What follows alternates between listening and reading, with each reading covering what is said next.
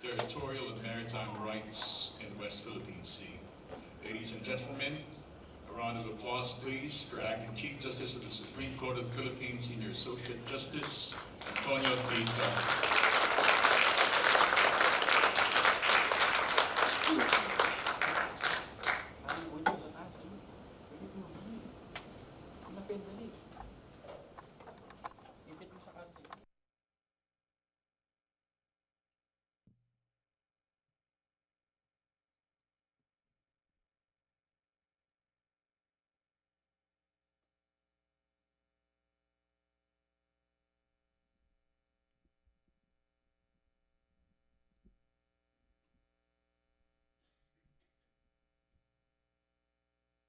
Pleasant morning to everyone.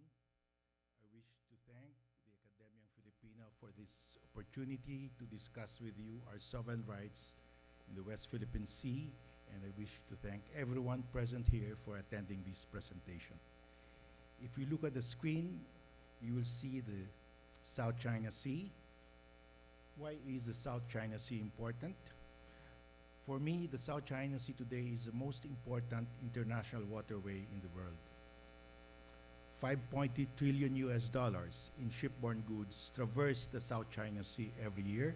It's about half of the total gross tonnage of shipborne goods every year. And the South China Sea is used by 4 leading exporting countries for their maritime trade. You have China, South Korea, Japan, and Taiwan.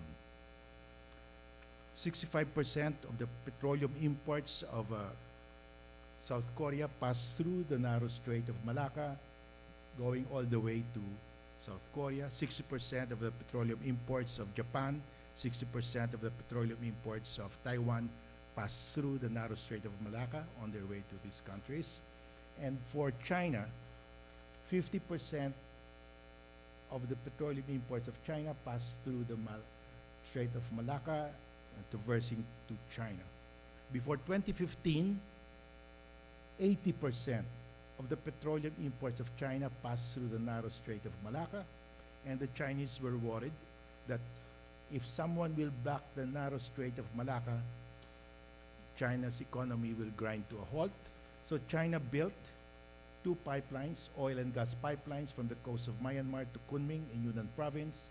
This started operating in 2015. So 30% of China's petroleum imports pass through these 2 pipelines, only 50% today. The South China Sea is a small sea. It occupies only 2.5% of the world's ocean surface, but it's very productive in terms of fish because of the spratlys. The spratlys are the spawning ground of fish. Without the spratlys, you won't get fish, that much fish in the South China Sea. The South China Sea accounts for 12% of the annual global fish catch in the world. That's about $21.8 billion a year.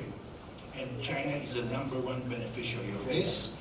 In the 1990s, China was only taking 20% of the annual fish catch in the South China Sea. Today, it's taking 50%, and it's growing because China has 1.4 billion people. The people are getting richer. They want fish on their table. And 2 billion people live in countries surrounding the South China Sea. About 300 million people depend on fish from the South China Sea for their protein.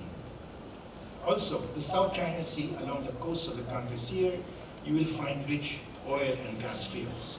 Philippines, we have Malampaya here, Brunei is here, Sabah, Malaysia's oil and gas fields also. You have Natuna Islands, this is the exclusive economic zone of Indonesia. Natuna Islands, you'll find there the richest gas field in Southeast Asia, the 2nd largest gas field in the world. Oil and gas fields are on the coast of Vietnam and China. The Chinese estimate that the South China Sea hold about 130 billion barrels of oil, and that is correct. And the South China Sea is as rich as Kuwait or the United Arab Emirates in terms of oil deposits. The Chinese also estimate that the methane hydrates in the South China Sea could power the Chinese economy for 100 years. Methane hydrates are the fuel of the future. They're lumps of crystallized natural gas. The very deep areas of the sea where the temperature is cold and the pressure is strong, ice crystals form around natural gas. And there's now a technology to extract this. The US has developed that technology, Canada, Japan, and China. And China is pilot testing methane hydrate gas fields off the coast of Guangdong now.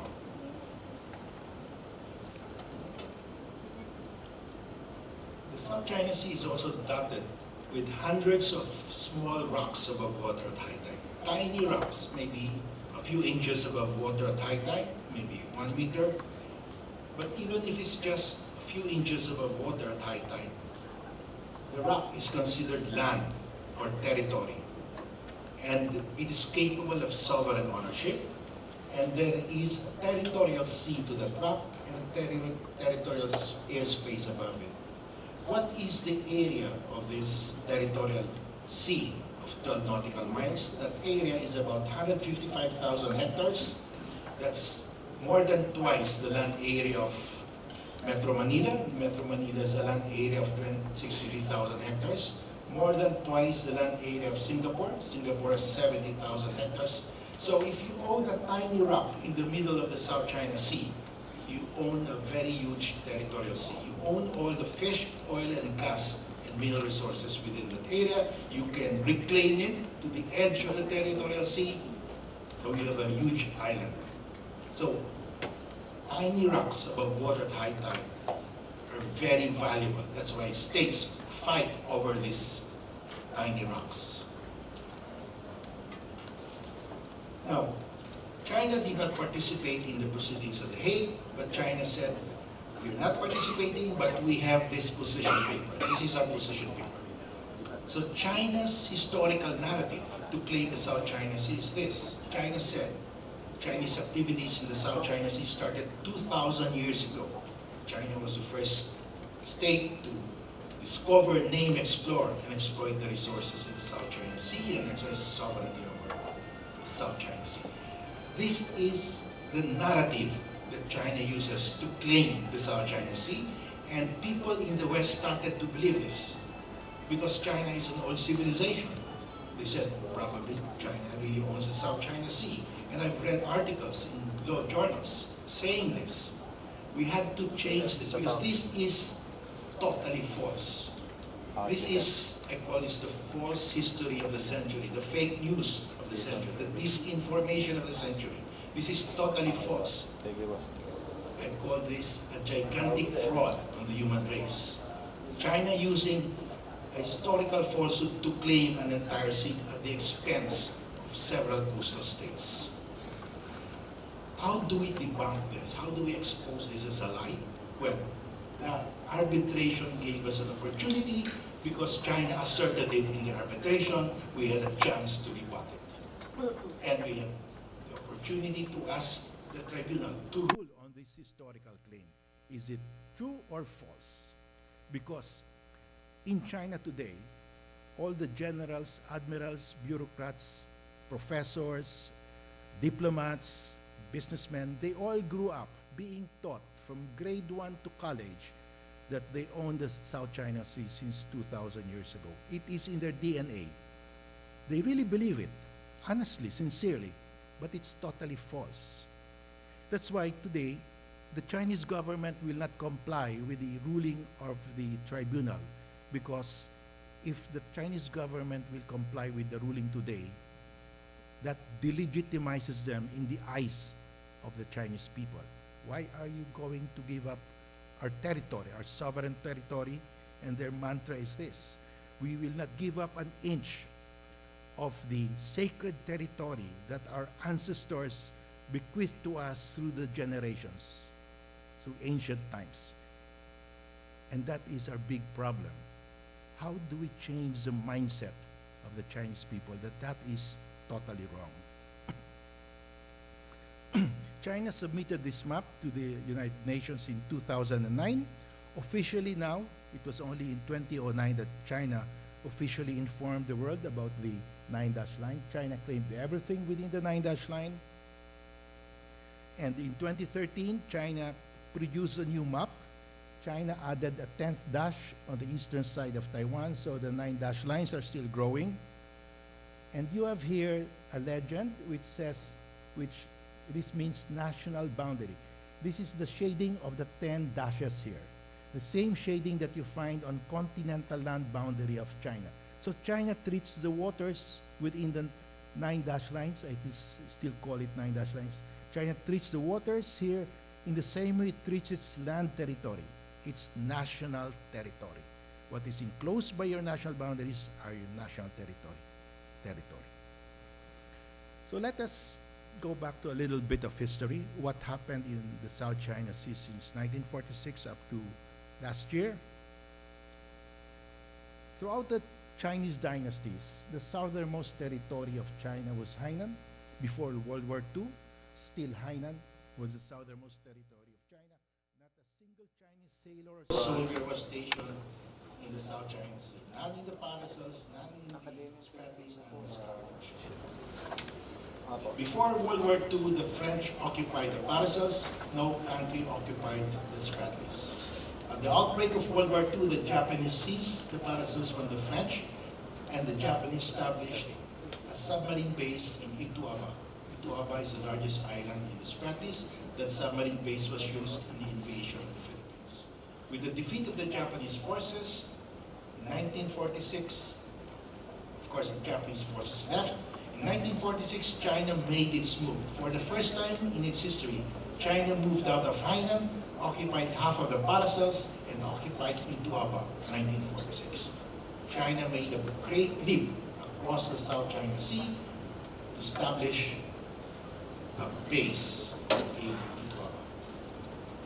The French, of course, recovered half of the Paracels, inherited by the South Vietnamese government. In 1974, the Chinese seized the other half of the Paracels from the weakened South Vietnamese government towards the dying days of the Vietnam War.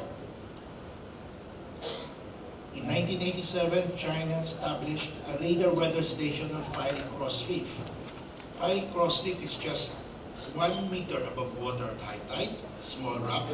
China said, we will put up a radar weather station to help UNESCO in its global oceanic survey. A very noble act. Nobody objected. Today, that radar weather station is a huge air and naval base of China.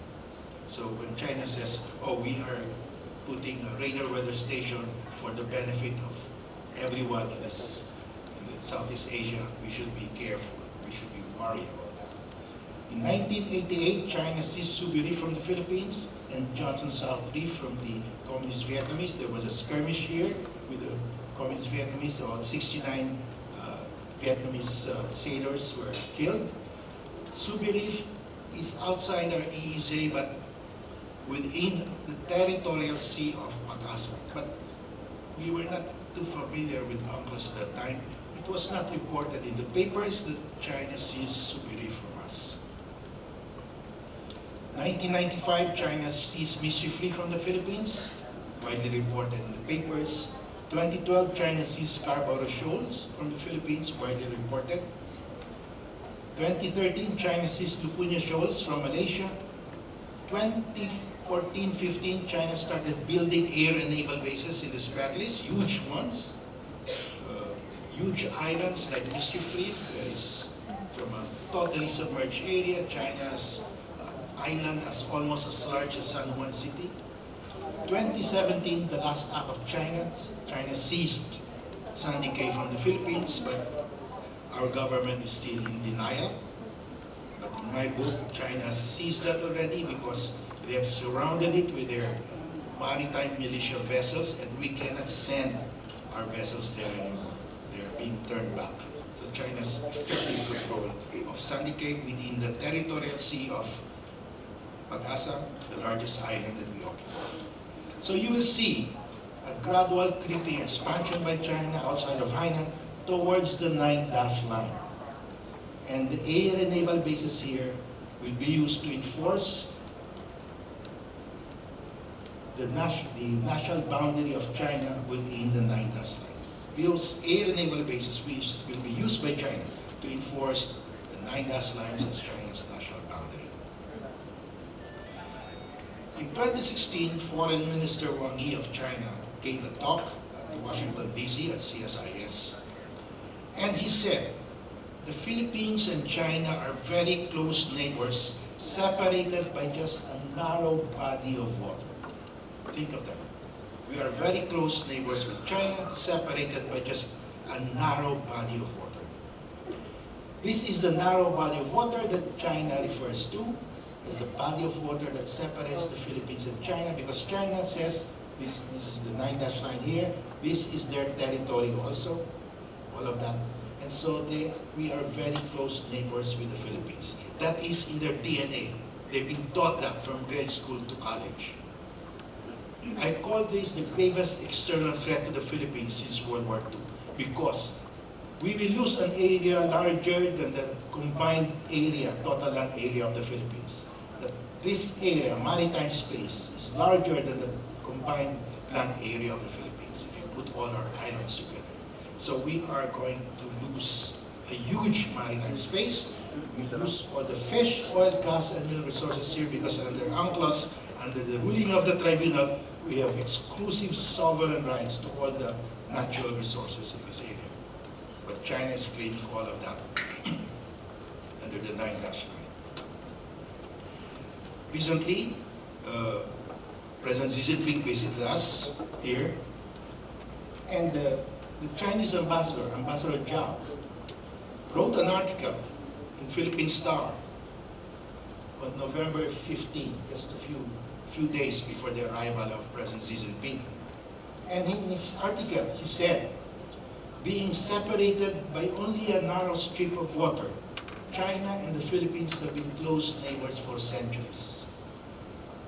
He is repeating this historical narrative of China, and this is the context of the visit of President Xi Jinping. That President Xi Jinping is coming here because China and the Philippines are very close neighbors. Of course, he was referring to this very narrow strip of water.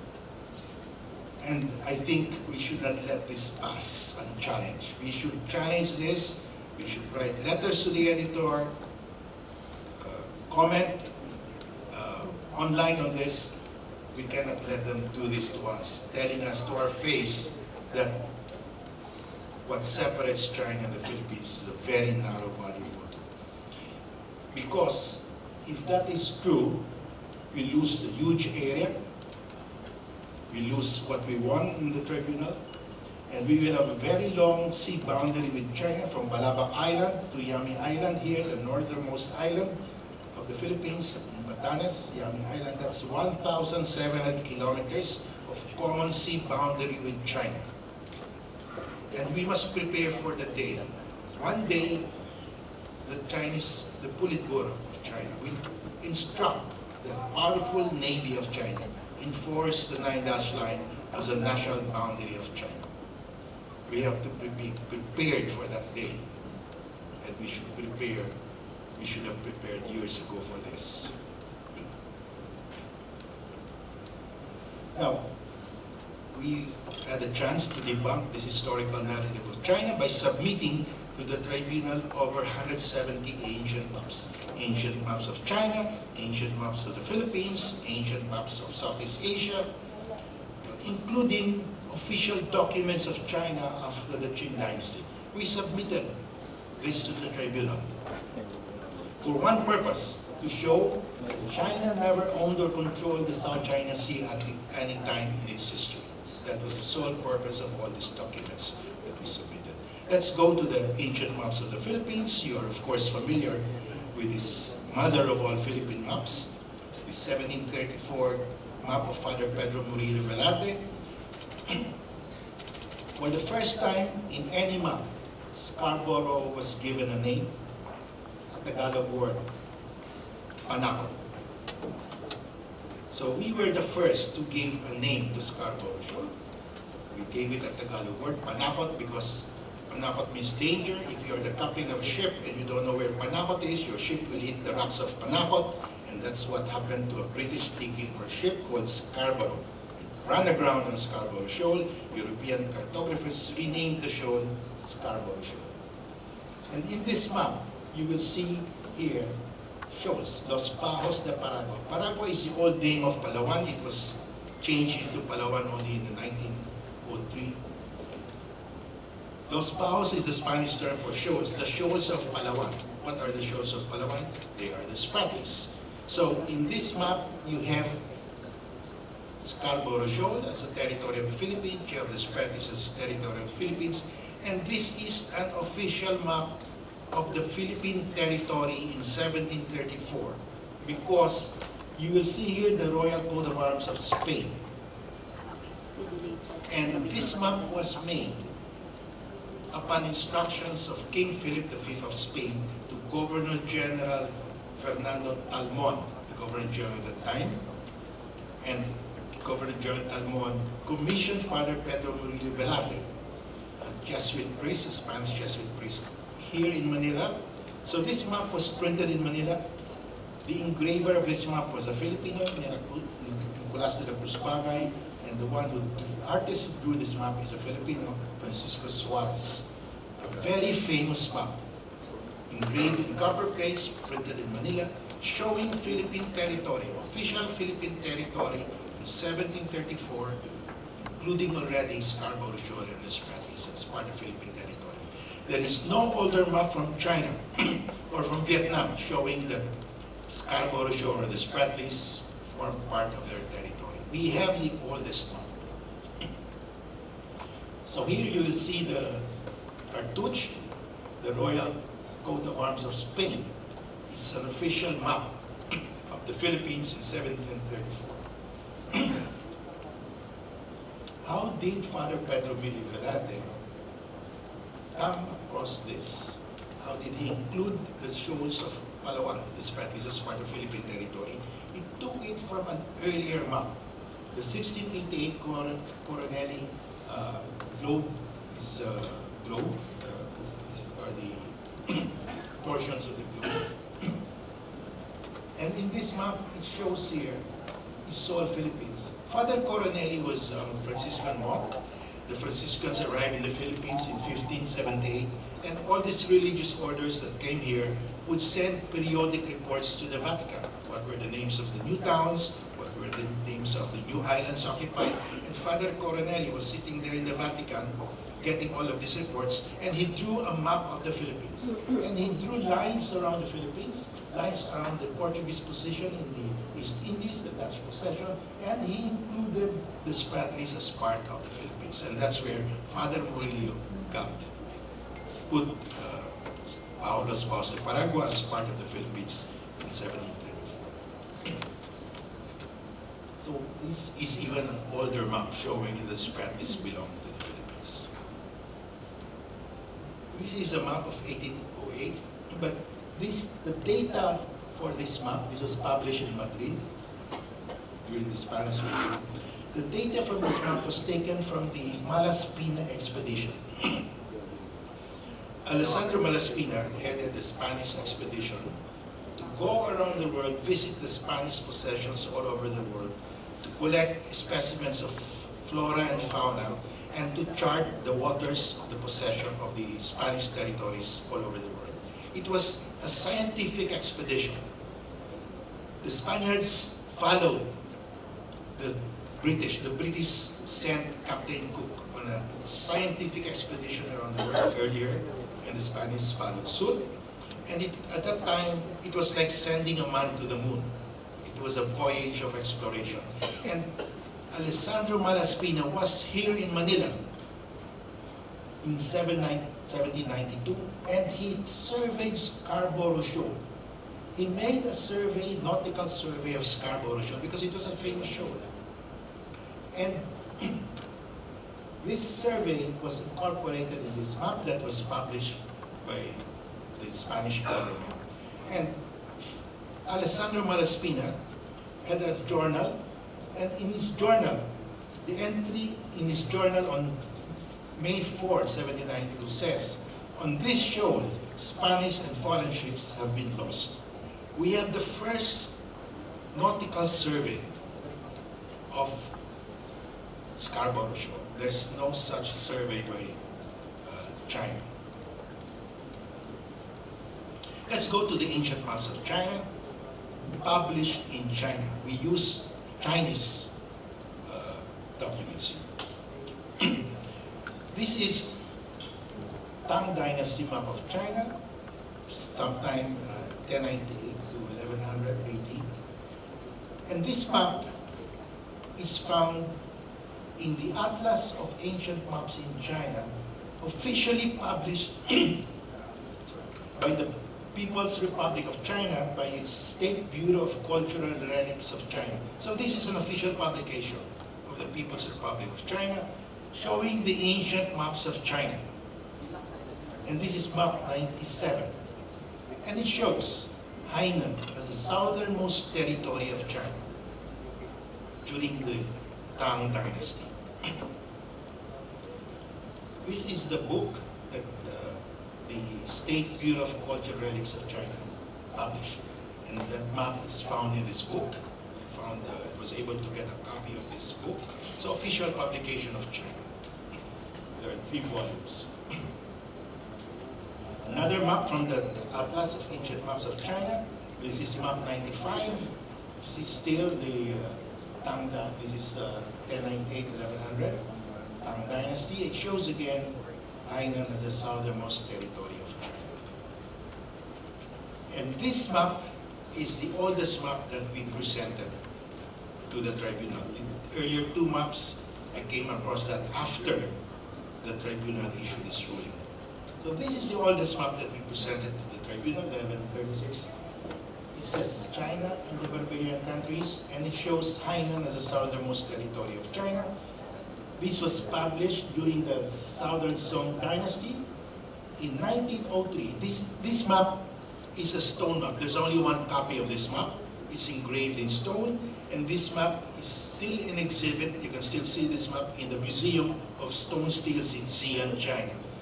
In 1903 or thereabouts, a Frenchman made a rubbing of this map. This paper, rubbed it, and this is the impression.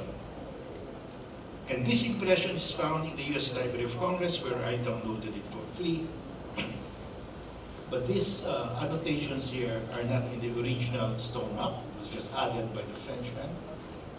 But this map is also found in the Atlas of Ancient Maps of China, map number 60, officially acknowledged by China as a Song Dynasty map, showing that their southernmost territory was Hainan. Another map, so you have the Song Dynasty. The next dynasty is the Yuan Dynasty. This is the Yuan Dynasty map, it's 1343. This is found also in the Atlas of Asian Maps in China. This is map 193, and it shows Hainan as the southernmost territory of China. China's own documents, official dynasty documents, showing the Chinese territory during the Yuan Dynasty and then in Hainan. This is a Ming Dynasty map. There's only 1 copy because this map is painted on silk, and it shows Hainan as the southernmost territory of China. This is found again in the Atlas of Ancient Maps of China, and this is map number 1 because it's a very famous map of China, Ming Dynasty. They put it as map number 1, and they cannot escape this. Hainan is the southernmost territory by their own official documents. This map is not an official map of China, but I'm including this because this is a famous map. We submitted this also to the tribunal. This is the famous Selden map of China. It's called Selden because this is named after the British lawyer John Selden, who acquired this map from a British captain who sailed in the South China Sea. And John Selden, the most famous, the greatest lawyer of the United Kingdom at that time, donated this map to the Bodleian University of Oxford. And it was lost for 100 years, lost in the basement of Oxford. Nobody read it, nobody saw it. And finally, in 2009, it was rediscovered and became a hit. It became a sensation. But what does this map tell us? This map shows the trade routes. This is a unique map because in all the Chinese dynasty maps, China is always at the center of the map because China is the center of the universe. It's the Middle Kingdom. They always put China in the center of the map. But this map is unique because the center of the map is the South China Sea. China is just in the upper portion. And in this map, it shows Hainan as the southernmost territory of China, and it shows the trade routes from Manila, from the Philippines, from Vietnam, from Japan to India to Indonesia. It shows the trade routes in all countries that use the South China Sea as an international waterway. This map shows that during the Ming Dynasty, the South China Sea was used by all nations as their international waterway to trade. China never owned it. And that is the value of this map. So the trade routes show that really China, the South China Sea was an international waterway. This is the last dynasty map of China that we presented. This is the last map that I could find during the Qing Dynasty. The Qing Dynasty ended in 1912. That's the last dynasty of China. And it shows Hainan in inset as the southernmost territory of China. Now we superimposed all the dynasty maps of China on the map of Asia. We showed this to the tribunal, that during the entire Chinese dynasties, Chinese territory ended in Hainan. By their own official documents, Chinese territory never reached the Paracels, never reached the Spettis, never reached Scarborough Shoal.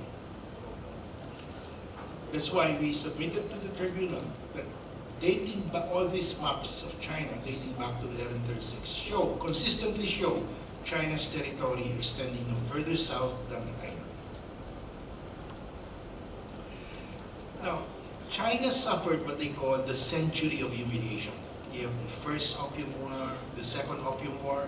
In the second Opium War, the British destroyed the old summer capital of China. The summer capital of China was an architectural wonder, but it was destroyed by the British. And an 8-nation alliance in 1900 occupied Beijing, looted Beijing, defeated the imperial armies because there was a Boxer rebellion in 1900, and the diplomatic enclave in Beijing was in danger of being overrun by the Boxers. So the European powers, including Russia and Japan, sent an expeditionary force, occupied Beijing. You see that in the movie 55 Days in Beijing, in Peking. So it was the lowest point in Chinese history. They had to give concessions to the Western powers, concessions in Shanghai. These concessions are territories in Shanghai where the laws of the European power would govern. It was like territory of European powers. And so the Chinese started making maps that one day when China becomes strong again, China will recover all its lost territories. And all of them drew maps. And this is the 1927 map of national humiliation. And it shows, in 1927, they said, we will recover all our lost territories. But the Chinese never included the Spratlys or Scarborough Shoal as part of their lost territories. They never dreamed that this was a territory of China, 1927 already. You see, they really went wild in claiming territories. Even if these territories were never Chinese territories, they claimed it. They claimed this, all of this, they said they will recover one day. This is the map of 1938, map of national humiliation. And it shows here, let me go back. This map, there's something unique about this map. Because while it did not include the Spratlys and Scarborough Shoal, it included Sulu. The Sulu archipelago was included in this 1927 map of national humiliation. Why did the Chinese people ever think that Sulu was part of their territory? because in 1417, the Sultan of Sulu, Paduraka Nahala, went to China, bringing his wife and children and with a large entourage, went to China, and of course when you meet the Chinese emperor, you will give a gift. And because he gave a gift, the Chinese people said he is a vassal of the emperor, and his territory now is a protectorate or part of Chinese territory. So we better be careful. When Art Valdez sailed his barangay to China, he crossed the Pacific, the South China Sea, and I told him, if you are giving a gift to the Chinese, tell them it's just a gift, it's not a tribute, because if you don't say anything, they will consider that a tribute and they will include your province, Iloilo, as part of the 9-line. So we better be careful.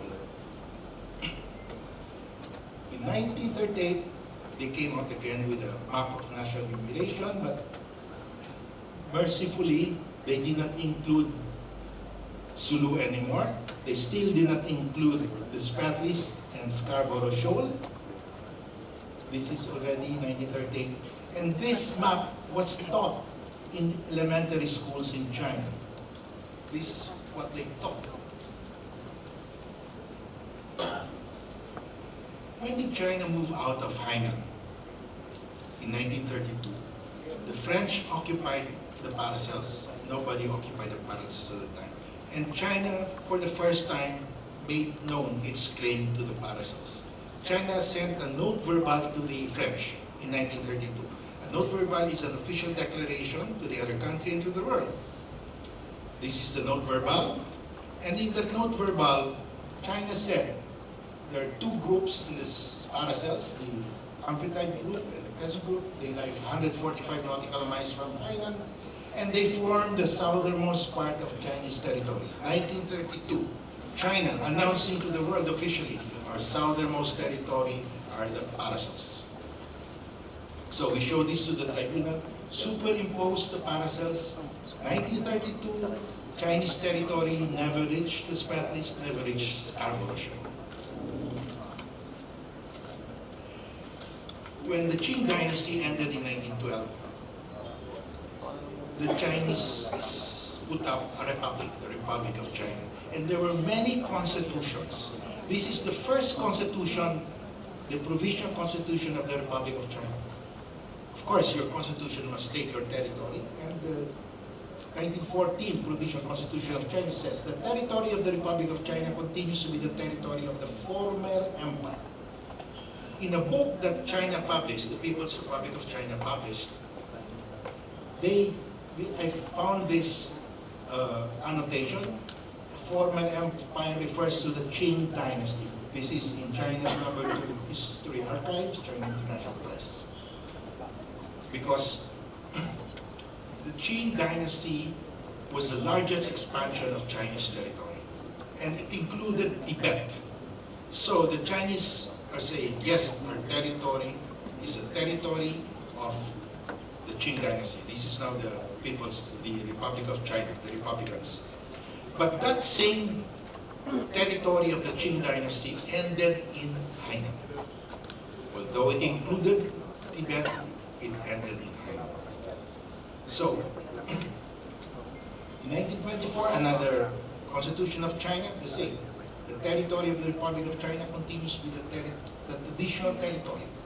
1937 Constitution of China, the territory of the Republic of China continues to be the territory owned in the past, referring again to the dynasty territory. And the largest expansion is the Qing dynasty. January 1, we are already in 1947, they still think the territory of the Republic of China shall be that encompassed by the traditional boundaries. All of these constitutional provisions are found in this book, published by Chinese government, the People's Republic of China, because the People's Republic of China was trying to justify that Tibet was part of its territory. So it referred to the Qing dynasty territory. That Qing dynasty territory ended in Hainan, as far as South China Sea is concerned. In 1943, of Of course, there was a civil war in China. The Kuomintang was still in power. China published a handbook. This is published by the Ministry of Information, although this was printed in Calcutta, India, because the civil war was going on. And they probably did not have good printing press. So the handbook was printed in India, but it was an official handbook of the Republic of China under the Kuomintang government. And of course, if you present a handbook of China, it's like an atlas or an encyclopedia, you define your territory. So chapter 1 defines the territory of China. The territory of China ended in Triton Island in the Paracels.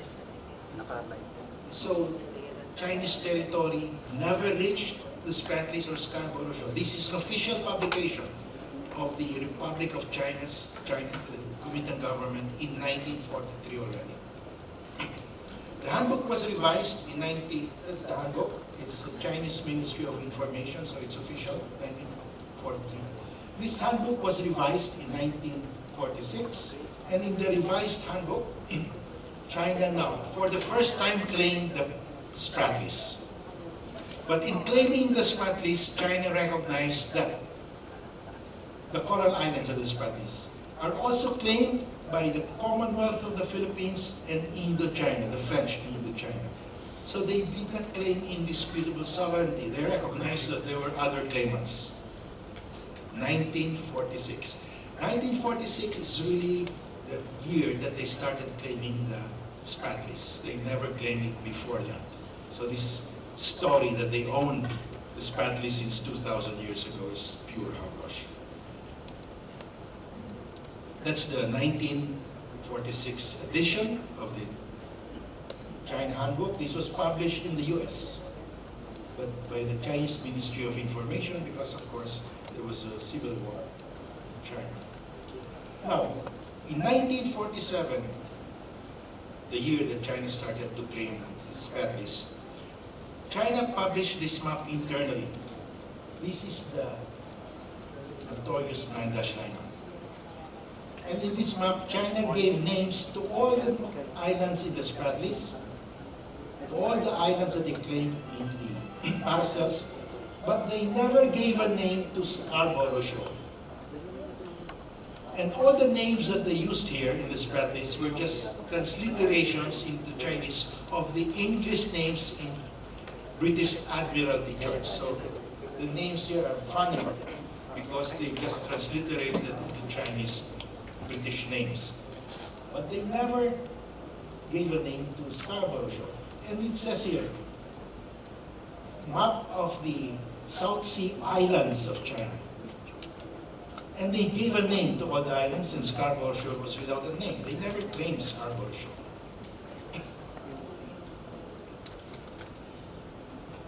Now, this is a sovereignty marker. And China has many of these in the Paracels and the Spratlys to show that they own the Spratlys and the Paracels. They've been showing these sovereignty maps that these maps have been there in the 1900s, early 1900s. This map, these stone markers are totally fabricated. And I can prove it. This is a book explaining the naming of all the islands in the Spratlys. Very harmless. But surprisingly, there is an annex to this book. This is published by the Guangdong province government.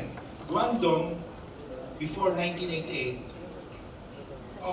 administered Hainan. Hainan was part of Guangdong before 1988. And Hainan, of course, included the Paracels and the Spratlys. So by administration, it was the Guangdong province that administered for China, Hainan, the Paracels, and the Spratlys.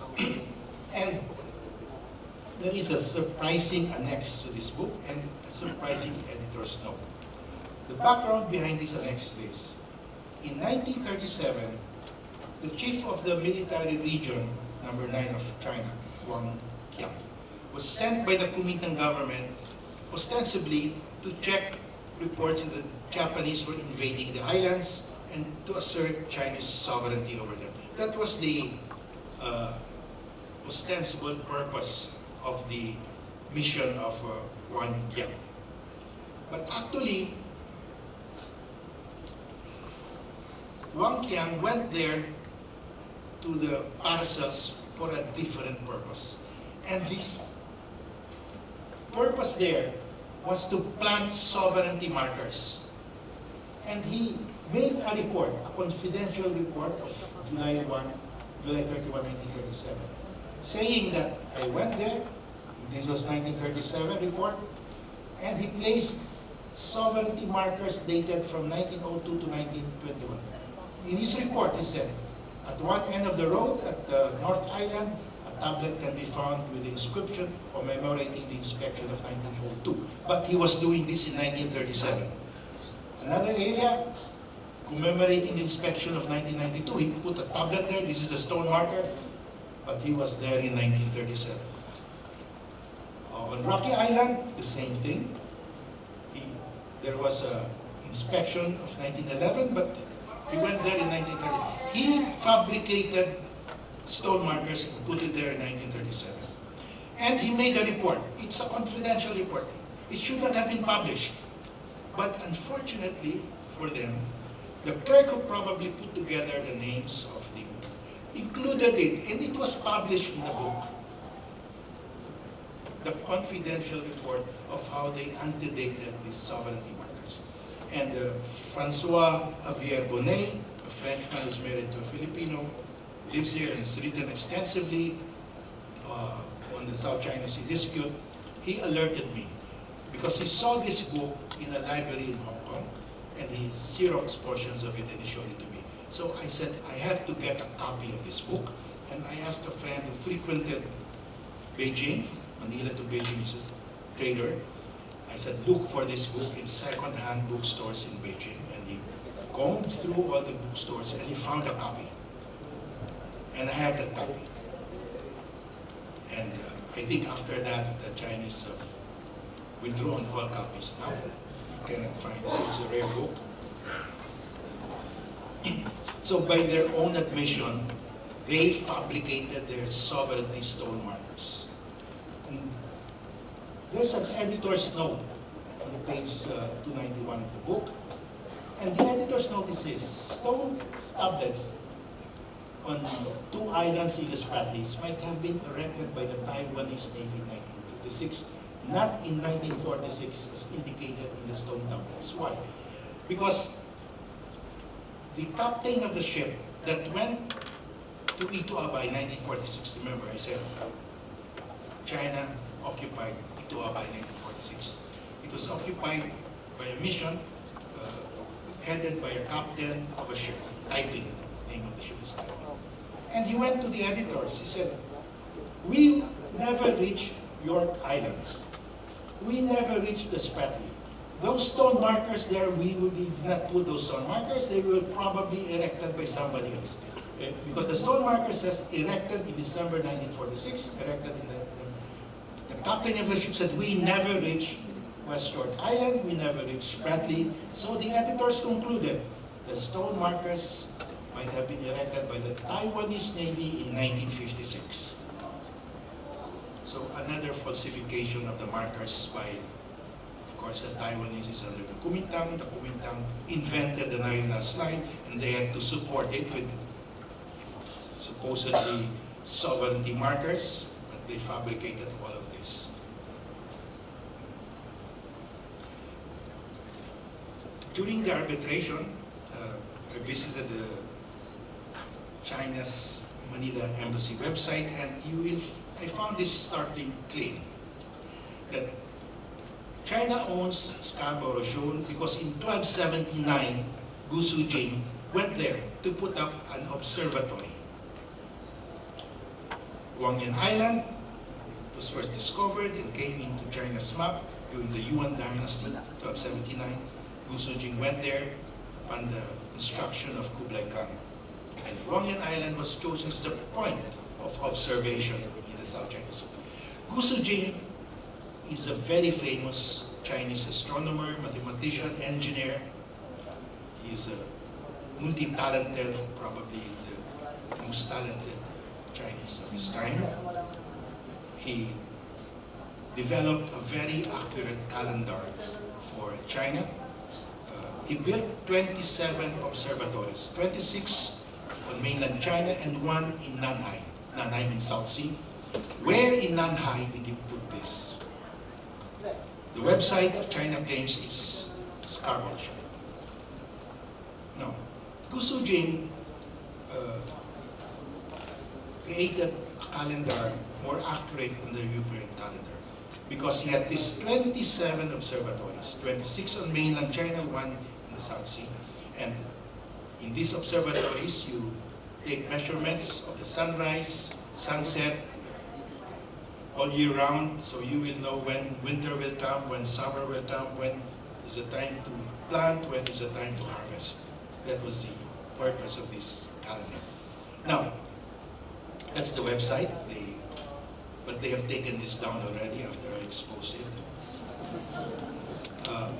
In 1980,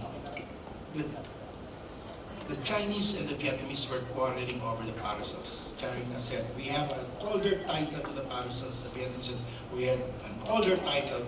And China said, no, we have the oldest because in 1279, Gu Sujing went to the parasols to put up an observatory. This is an official publication of China. China's sovereignty over the Xia.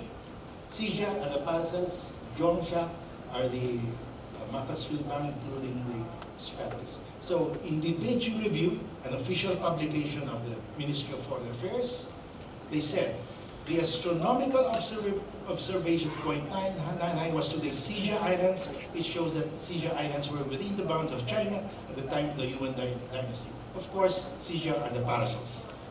So he built 27 observatories, one in the South Sea, and that was in the parasols. So that was the quarrel with Vietnam. Today, we are quarreling with China on Scarborough Shoal. The Chinese said, oh, wait a minute, we own Scarborough Shoal because it's the place where Gu Sujing built his observatory. That's the Beijing, was able to get this. And you can see how far it is. Parasols is 380 nautical miles to Scarborough Shoal. It was impossible. But it was physically impossible for Gu Sujing to build an observatory in Scarborough Shoal. Of the 27 observatories that Gu Sujing built, one is extant today. It remains. In Henan province, it's still there. Very tall, 12.6 meter high. And you have this sundial here. You have to be there every day to take measurements. You have to have a crew to take the measurements. And this is Scarborough Shoal.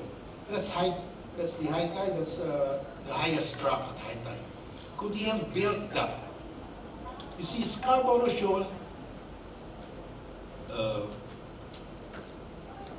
there are 2 or 3 rocks there above water at high tide. 6 or 10 people can stay there.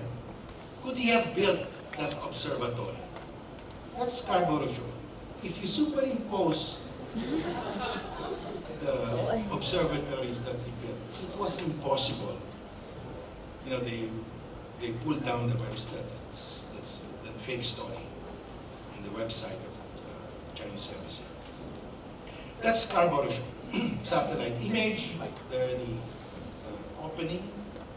It's huge, about 150 square kilometers.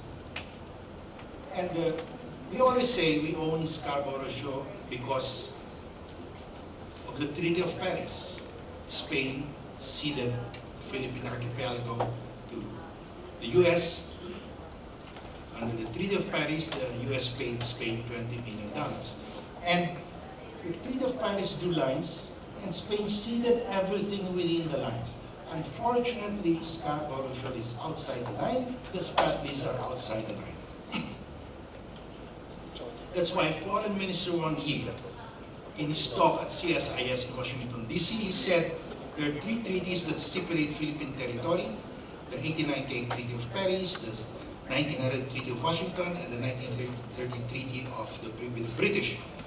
all areas to the west of the lines do not form part of Philippine territory. In other words, this is all areas to the west. This is the West Philippine Sea. All areas to the west of this 118 degrees do not form part of Philippine territory. And of course, Wangyan Island, Scarborough Shoal, the name of Chinese name for Scarborough Shoal is Wangyan Island. Wangyan Island and Nansha Island, the Spratlys, are outside. So that cannot be Philippine territory. How do we answer this? We go to the second treaty that Wang Yi mentioned. He did not read the treaty. If you know, when the Americans came here after signing the Treaty of Paris, they found out there were many islands outside the treaty lines. Batanes, Scarborough Shoal, you have in the Sulu Archipelago, Turtle Island. So they decided to go back to the Spaniards. Can you clarify that all of these other islands are included in the cession of 1898? The Spaniards said no. The Americans said, okay, on top of the 20 million we paid you, we'll pay you another $100,000. The Spaniards said yes. So a treaty was signed, the Treaty of Washington. And the treaty Spain clarified that it relinquished to the U.S. all title and claim which Spain may have had to any and all islands belonging to the Philippine archipelago lying outside the lines. Everything else outside of the lines we also cede to you. That is the basis, our basis, that Scarborough Shoal and the Spratlys belong to the Philippines. So Wang Yi did not read the Treaty of Washington. So the ruling of the tribunal, there was no evidence that China had historically exercised exclusive control over the waters of the South China Sea. There's no evidence at all that they could identify. Therefore, China never had historic rights in the South China Sea. We have this ruling. With this ruling, we will now go to the world. Ask the world, help us convince the Chinese people. What is in it for them, for the rest of the world? Because if China can seize the South China Sea, your big neighbor could seize your exclusive economic zone. You have an interest in maintaining UNCLOS, the law of the sea. If the law of the sea cannot be applied to the South China Sea because of military might, then you are in danger from your bigger neighbor. So it's in the paramount national interest of all states that the law of the sea be maintained in the South China Sea. So before the tribunal ruled on the 9-9, China claimed ownership of the green area. After the ruling, automatically you have high seas. 25% of the South China Sea are high seas. In the high seas, nobody can claim possession or ownership of the high seas. All the fish there belong to mankind. And all around the high seas, you have the exclusive economic zone. The exclusive economic zone is exclusively for the adjacent coastal state. What is the adjacent coastal state in the West Philippine Sea? Only one state, the Philippines. So all the resources here belong exclusively to the adjacent coastal state. This is the Malaysian EEZ in Sabah, Brunei, Malaysia again, Indonesia, and Vietnam, and China.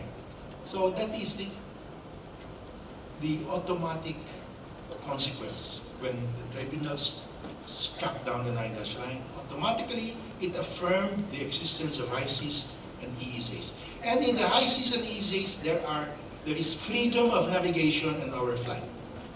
All states can sail here without getting the permission of anyone. All states can fly here, and all states can fly in the EEZs without getting the permission of anyone.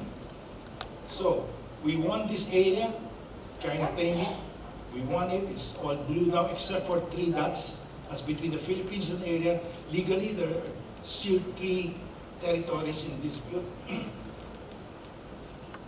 Scarborough Shoal and the Territorial Sea, Makinan Reef and Johnson South Reef. And what is the area of this? How big is that?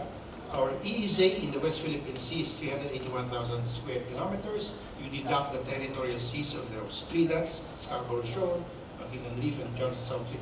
You get a net EEZ of 376,000 square kilometers, free from any Chinese claim legally. If China is still there, it's there as a squatter.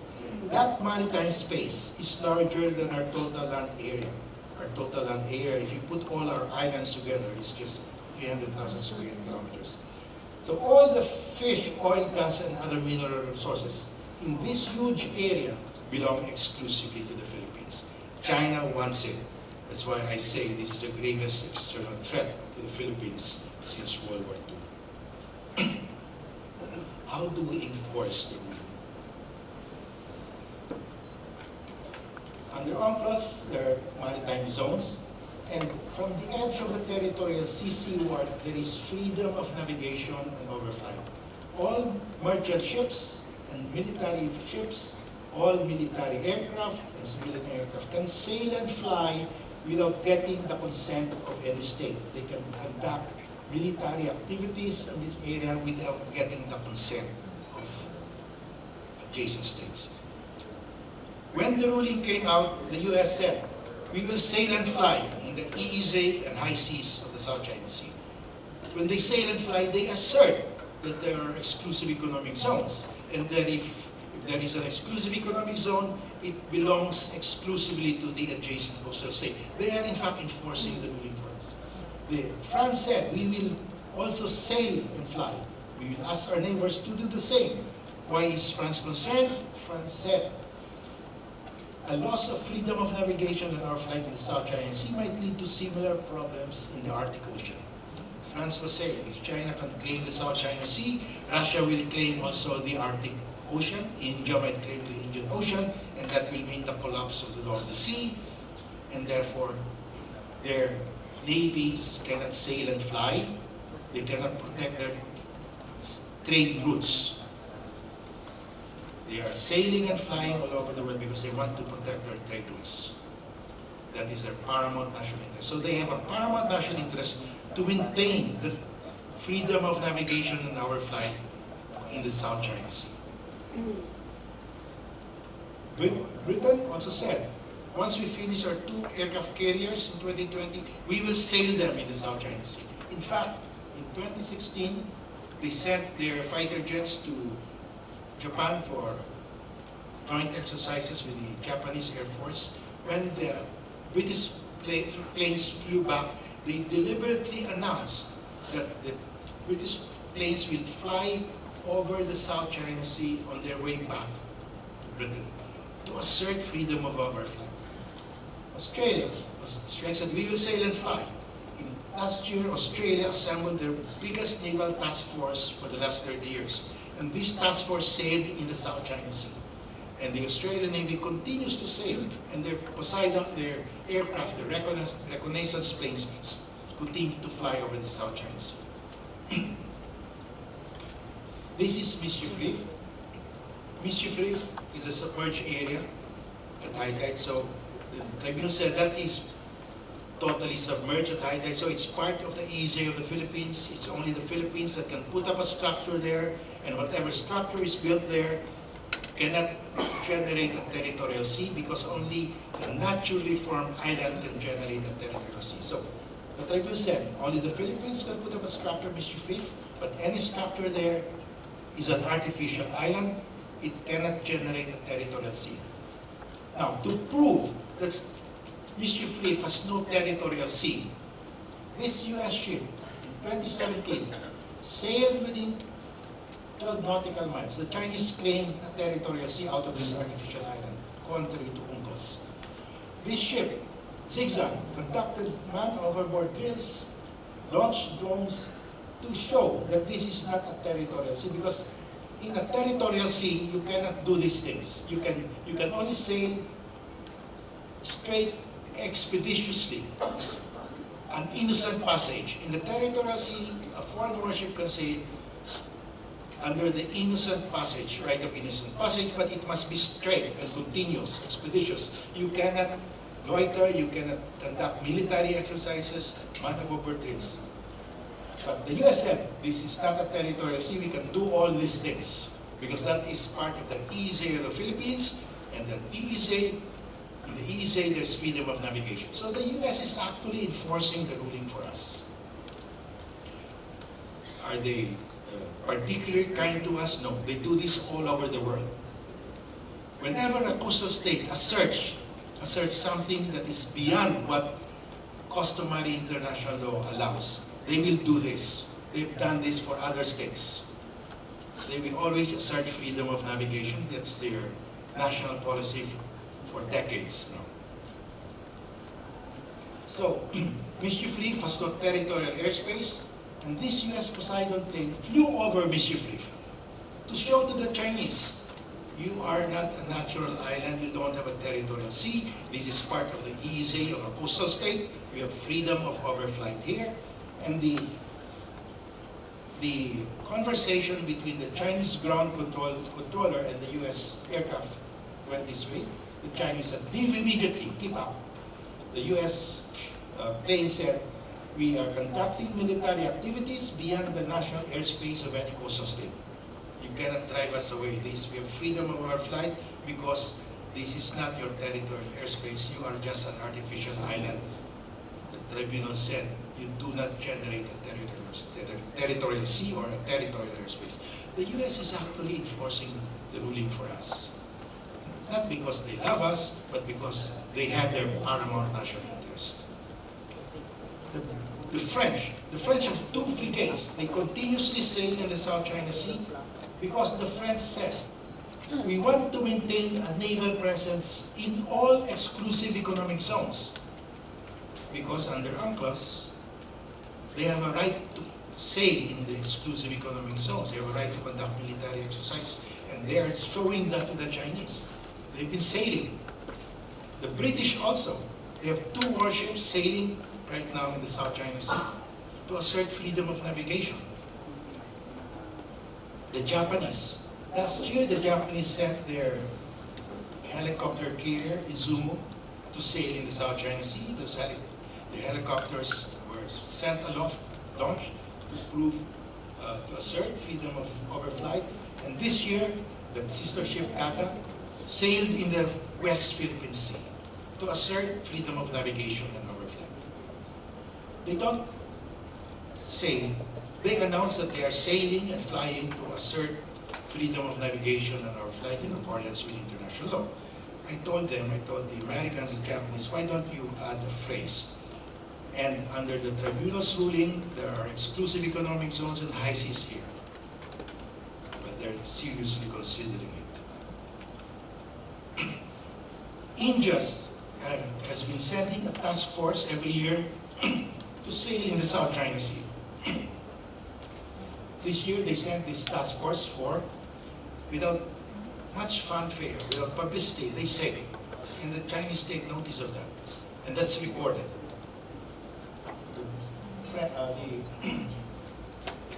Canada has sent a warship last year and sent again this year. So all these naval powers are asserting freedom of navigation over flight because there are high seas and EEZs. And if there are EEZs, the resources there belong exclusively to the adjacent coastal state, and in the West Philippine Sea, that's the Philippines. So the significance of freedom of navigation and overflight, very important. We don't have the naval might to assert freedom of navigation and overflight, but other countries are doing it because it's in their national interest. We should welcome them at least. But we have been telling them we don't take sides in this freedom of navigation and overflight dispute with China and the US and other naval powers. We should take a position. We should invite all the navies of the world to sail and fly in the South China Sea to assert freedom of navigation and overflight. So I end here. What should the Filipino people do now? Encourage all the navies of the world to sail and fly. And the South China Sea will never become a Chinese lake. Even as I speak, the ruling is being enforced at its core. The core ruling is that the 9 dashed lines have no legal effect, and therefore you have high seas and EEZs. And we should ask the people of the world, the other coastal states, help us convince the Chinese people. And we have all the evidence here. And if we have students here, you should write the editor of Philippine Star. Cite the documents here. China and the Philippines are not close neighbors. We are not separated by a very narrow strip of water. We must not allow this to pass unchallenged. With that, I end my presentation. Thank you.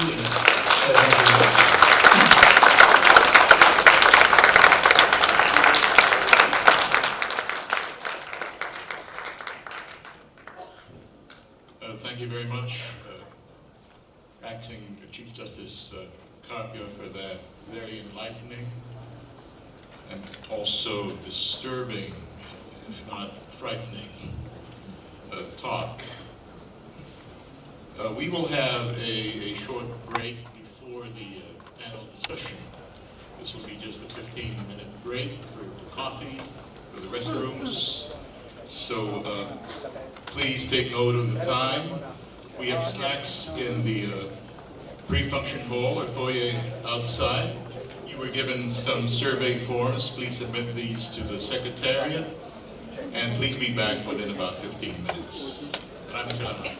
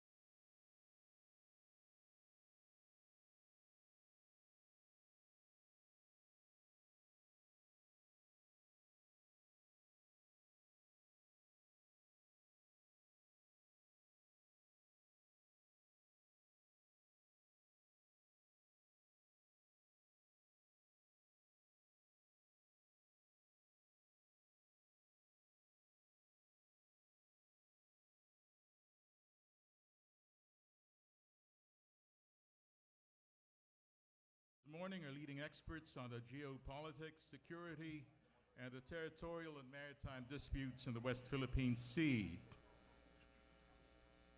Our moderator, Renato Cruz de Castro, is a professor in the International Studies Department of the De La Salle University. His articles on international security and the implications of the West Philippine Sea territorial dispute are widely published by scholarly journals, and he will moderate this discussion. J. Batong Bacal is the director of the Institute for Maritime Affairs and Law of the Sea of the University of the Philippines Law Center. He has also been listed on the UNCLOS list of experts on maritime scientific research on special arbitration. His crucial work in maritime affairs includes a successful pursuit of the Philippine claim in the Benham-Rice region. And Richard Heydarian is an author and columnist who has written extensively on the West Philippine Sea and maritime disputes. He is set to launch a new book on the struggle between Trump and China in the Indo-Pacific region.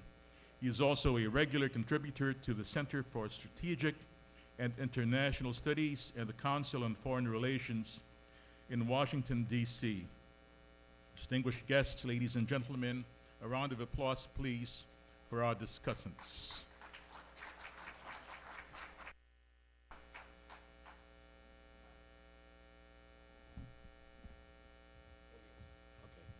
So I'll be calling the good morning, ladies and gentlemen. I'm Renato De Castro. I'm a full-time academic from De La Salle University, but it's great to be back to my alma mater. Although I'm teaching in De La Salle University, I finished my my bachelor's degree and two master's degree in the University of the Philippines. So my task for today is to be the moderator for this very dynamic, very important symposium. So may I first call the first discussant, a fellow academic of mine, Dr. J. Batong Bacal, to do his presentation.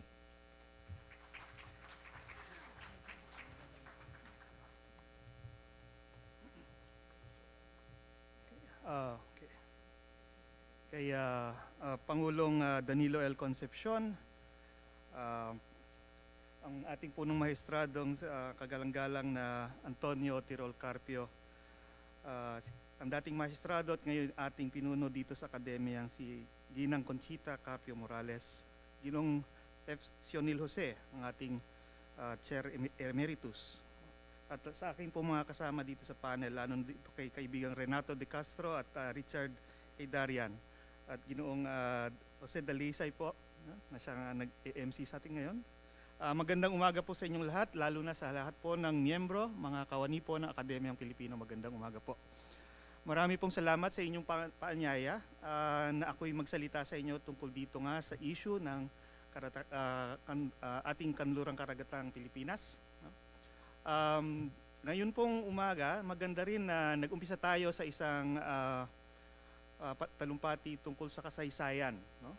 Ang matagal na kasaysayan ng pag-aangkin ng China, no? Dito sa ating mga karagatan. Para po sa akin, dahil sandali lang naman po ang binigay sa atin na panahon upang magsalita, siguro ang gusto ko lang magawa ay gunitain ang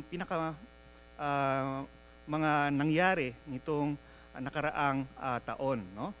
Siguro para i-frame natin, no, yung tinatawag nilang framing ng discussion.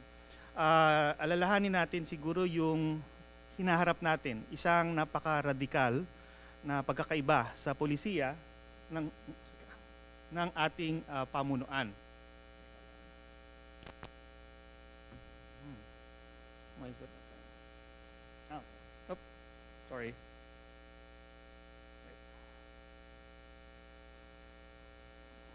Technical.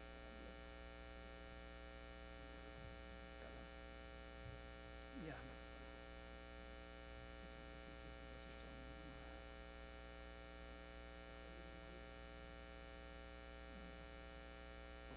That's not supposed to be the screen. Reverse the screen.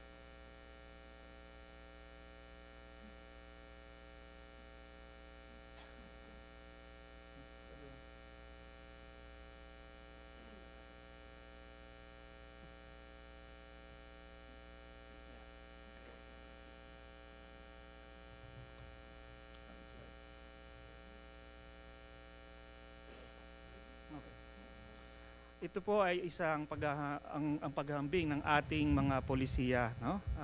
Mula nung Aquino administration at ang administrasyon pamunuan ni Ginoong Duterte. At nakikita natin na talagang radikal na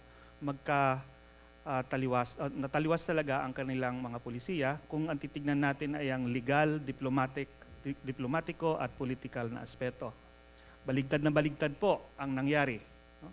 Kung sa Aquino administration, ang arbitrasyon, no, ng kaso tungkol dito sa ating karagatan ay siyang pangunahing hinahabol ng administrasyon, no. Dito sa Duterte, sa administrasyon ng pamahalaan ngayon, siya yung pangunahing kinakalimutan o tinatabi, no.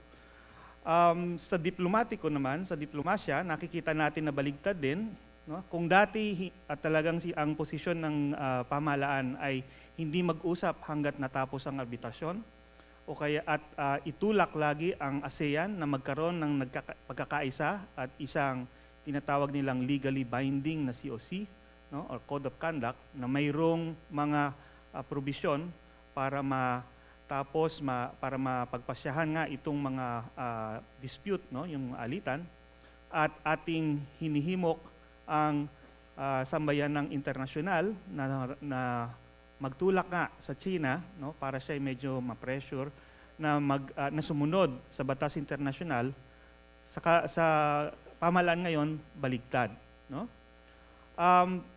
Itong mga pagbabago na to ay nakikita rin naman sa labas ng ating bansa.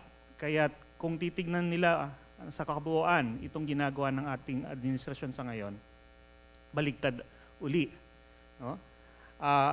Accommodation po ang kanilang ang general characteristic na tinatawag dito, no? Hindi kagaya sa Aquino administration, no, na konfrontasyon.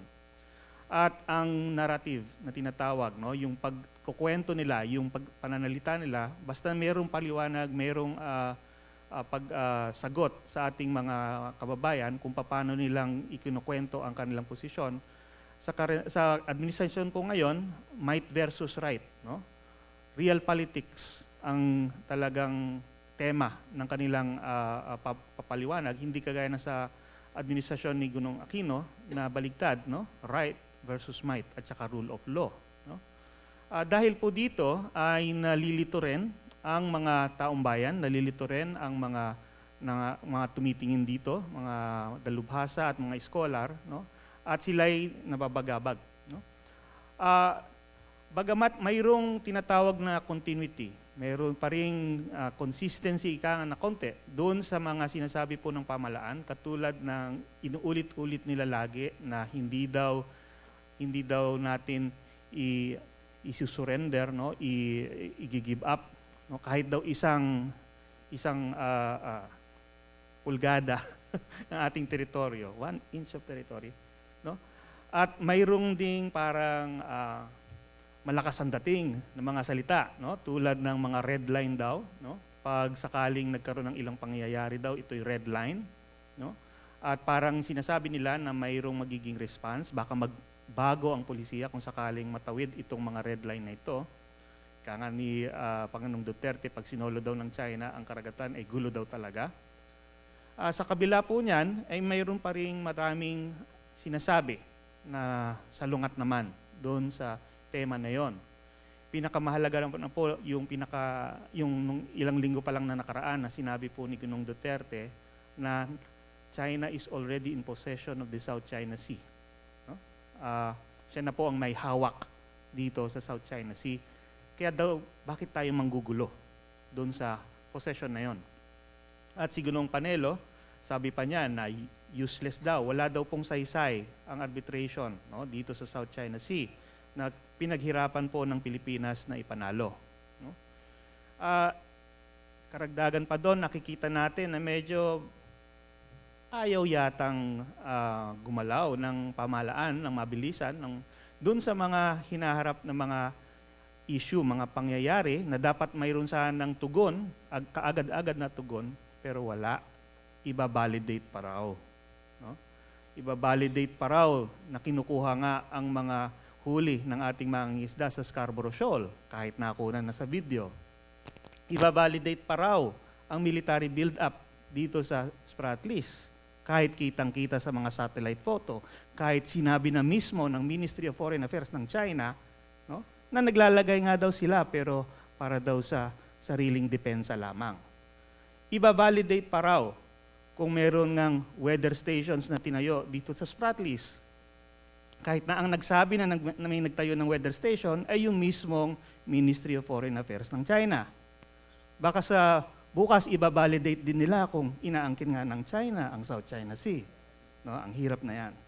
At kagabi, nung isang gabi nakita natin, no, isa pang bagong pangyayari. Nung binalikan po ng GMA7, Reporter's Notebook, no, ang Scarborough Shoal, kasabay yung mga mangingisda na na-report nila nung bandang July na kinukuhanan nga ng isda. No?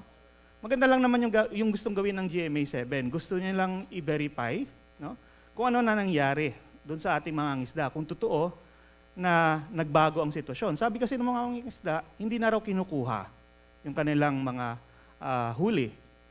So maganda sana yung storya. Babalikan nila yung lugar, makikita nila hindi na sila kinukunan ng isda. Yung nga lang, kakaiba nangyari, no? Hinarang sila bago pa man lang sila makalapit sa Scarborough Shoal, no? Hinarang sila ng Coast Guard at sinabihan sila na hindi sila pwedeng mag-video doon. Kaya ibig sabihin, malayo pa lang, nakita na nilang merong news crew doon sa bangka. Alam na nila kung anong gagawin. At sinabihan sila na hindi sila pwedeng mag-video doon. Ngayon, ito po ay napakahalaga sapagkat yung pagbabawal sa pag-video, no, doon sa lugar na yon, hindi lang po yan issue na related na tungkol sa resources, no? Hindi po yan issue ng fisheries. Issue po yan ng civilian administration and control. Yan na po ang tunay na exercise ng sovereignty. Okay? Kaya pag ngayong ginawa nila yan, ibig sabihin ay talagang pinapakita na nila sa mundo na sila, no, ang nagko-control talaga ng Scarborough. Sila ang namamahala sa Scarborough. There is no better demonstration of sovereignty than to control even just the most innocuous of civilian acts. Okay. Kaya po, kailangan itong hainan ng protest sana. Pero sa hanggang ngayon, wala pa po tayong narinig na sagot sa ating pamahalaan, baka ibabalidate pa yung report ng GMA7. Dahil po dito sa mga pangyayari na to, no, ito po yung nangyari nitong nakarang taon lamang. No? Kailangan po tayong maging lalong mapagmatsyag sa lahat ng kilos at salita ng pamahalaan. Nung nilabas po ni Ginong Locsin yung Memorandum of Understanding tungkol sa petrolyo dito sa South China Sea, no? Mayroon pong mga agam-agam ang ating mga kababayan natin na baka naman binebenta na natin ang ating soberenya at ang ating karapatan dito po sa area na ito. At yun po ay dahil tama lang po na magkaroon ng ganong klaseng mga agam-agam dahil nga po nitong nakarang taon, mismong si Secretary Cayetano ang nagsasabi na mayroon ng napagkasunduan, mayroon ng mga probisyon na pumayag na raw ang China, mayroon daw siyang mga assurance na ito'y mas maganda pa sa Malampaya, ito'y mayroong 60-40 sharing, no? At kung ano pang ibang probisyon na paglabas ng papel ay wala naman pala. No? So nakakapagtaka din. No? Bakit ganong kalakas ang pagtulak nitong kasunduan ito pero biglang paglabas, no, ay hindi naman pala. Of course, mayroon pong mga nangyari na papansin po natin na mayroong malamang na nangyari nung panahon na pagkatapos mag-resign po ni Ginoong Cayetano at umupo po si Secretary Locsin at mula noon hanggang sa dumating nga po si Ginoong Xi Jinping. At siguro po yung magandang kwento yon, no? Pero hindi po natin malalaman talaga ang tunay na kwento siguro. Pero parang ang napapansin natin, no, itong nakaraang araw lalo, no, ang ating mga kababayan ay lalo pang lumalakas ang kanilang mga hinaing at ang kanilang agam-agam, no, dito sa mga ginagawa ng gobyerno dahil nga itong nakarang taon hindi natin makita kung maaari nating tanong siguro, ano ba talaga kuya? No? Ano ba talaga ang polisiya ng pamahalaan? No? Pero para po sa akin, no, kung tinatanong pa natin 'yon, no, ay lalong mas delikado. Dahil pagdating po dito sa sambayan ng internasyonal, no, ang pinakamahalaga pong elemento, ang pinakamahalaga sa polisiya dapat ay consistency. No? Dapat klaro kung ano talaga ang pahayag mo, kung ano talaga ang position mo dito sa mga issue na to. At yan po ang hindi natin makita dito sa mga ginagawa po ng pamahalaan sa ngayon. At lalo nga pong nakakatakot, minsan, yung mga sinasabi nila ay talagang makakasama po talaga sa posisyon natin sa pangmatagalan. Kaya maganda po na ang Akademyang Filipino ay binuo at ang kauna-unahan pong usapan na kanyang inihain ay ito nga pong pinakamalaking suliranin ng ating bansa sa ngayon. Ang ating soberenya dito po sa ating karagatan. So maraming salamat po at magandang umaga ulit.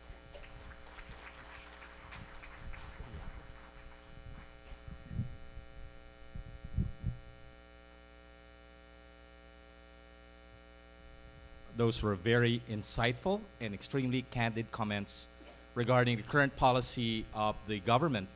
My fellow academic, Dr. Batumbakal, asked the question, what is the policy of the government? And I offer an answer. It is classic appeasement. So what do we basically mean by appeasement? We go back, of course, to the policy of Britain and France during the Munich crisis when they basically facilitated an aggressor state. That is, of course, Germany asking Sudetenland, and we see it happening here in our country.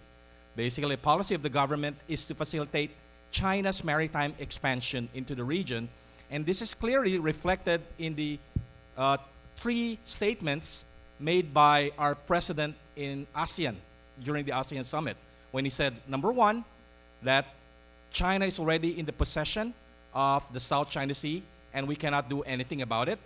Number two, the cause of the tension is, of course, the United States, that is, of course, conducting freedom of navigation operation aimed to challenge China's maritime expansion.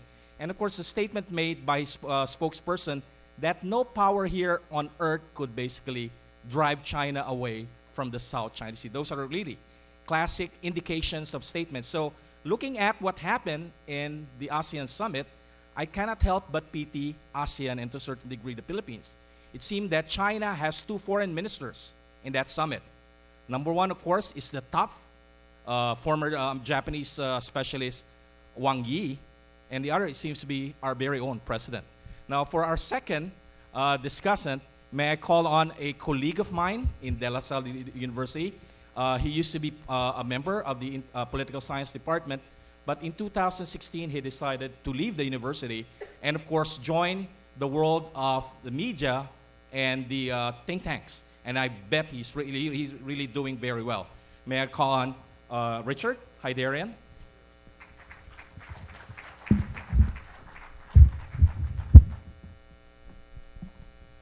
Thank you very much. Is the PowerPoint ready? Okay. It's a pleasure to be here. Thank you very much. It's always nice to talk about a topic that is perhaps my core expertise. Of course, as a public thinker, I write about the whole range of issues, including, my last book was on populism and Duterte with Palgrave Macmillan, but much of my publications, including 2 academic books and the 4 scientific journal articles in the last 2 years alone, were all on the South China Sea and West Philippine Sea. And it's always good to see that your academic work and research actually could be of use to the greater public. Now, my presentation will be very quick, and it has 2 elements. The first element will look at what are we getting out of our so-called pivot to China. And the second element is actually a recent survey we conducted among senior AFP officers looking at what is their view about US and China and the Philippine foreign policy. We just presented a preliminary report on that to Secretary Lorenzana the other day. It seems it was good enough for us to do a bigger project version next year, so we're looking for sponsors.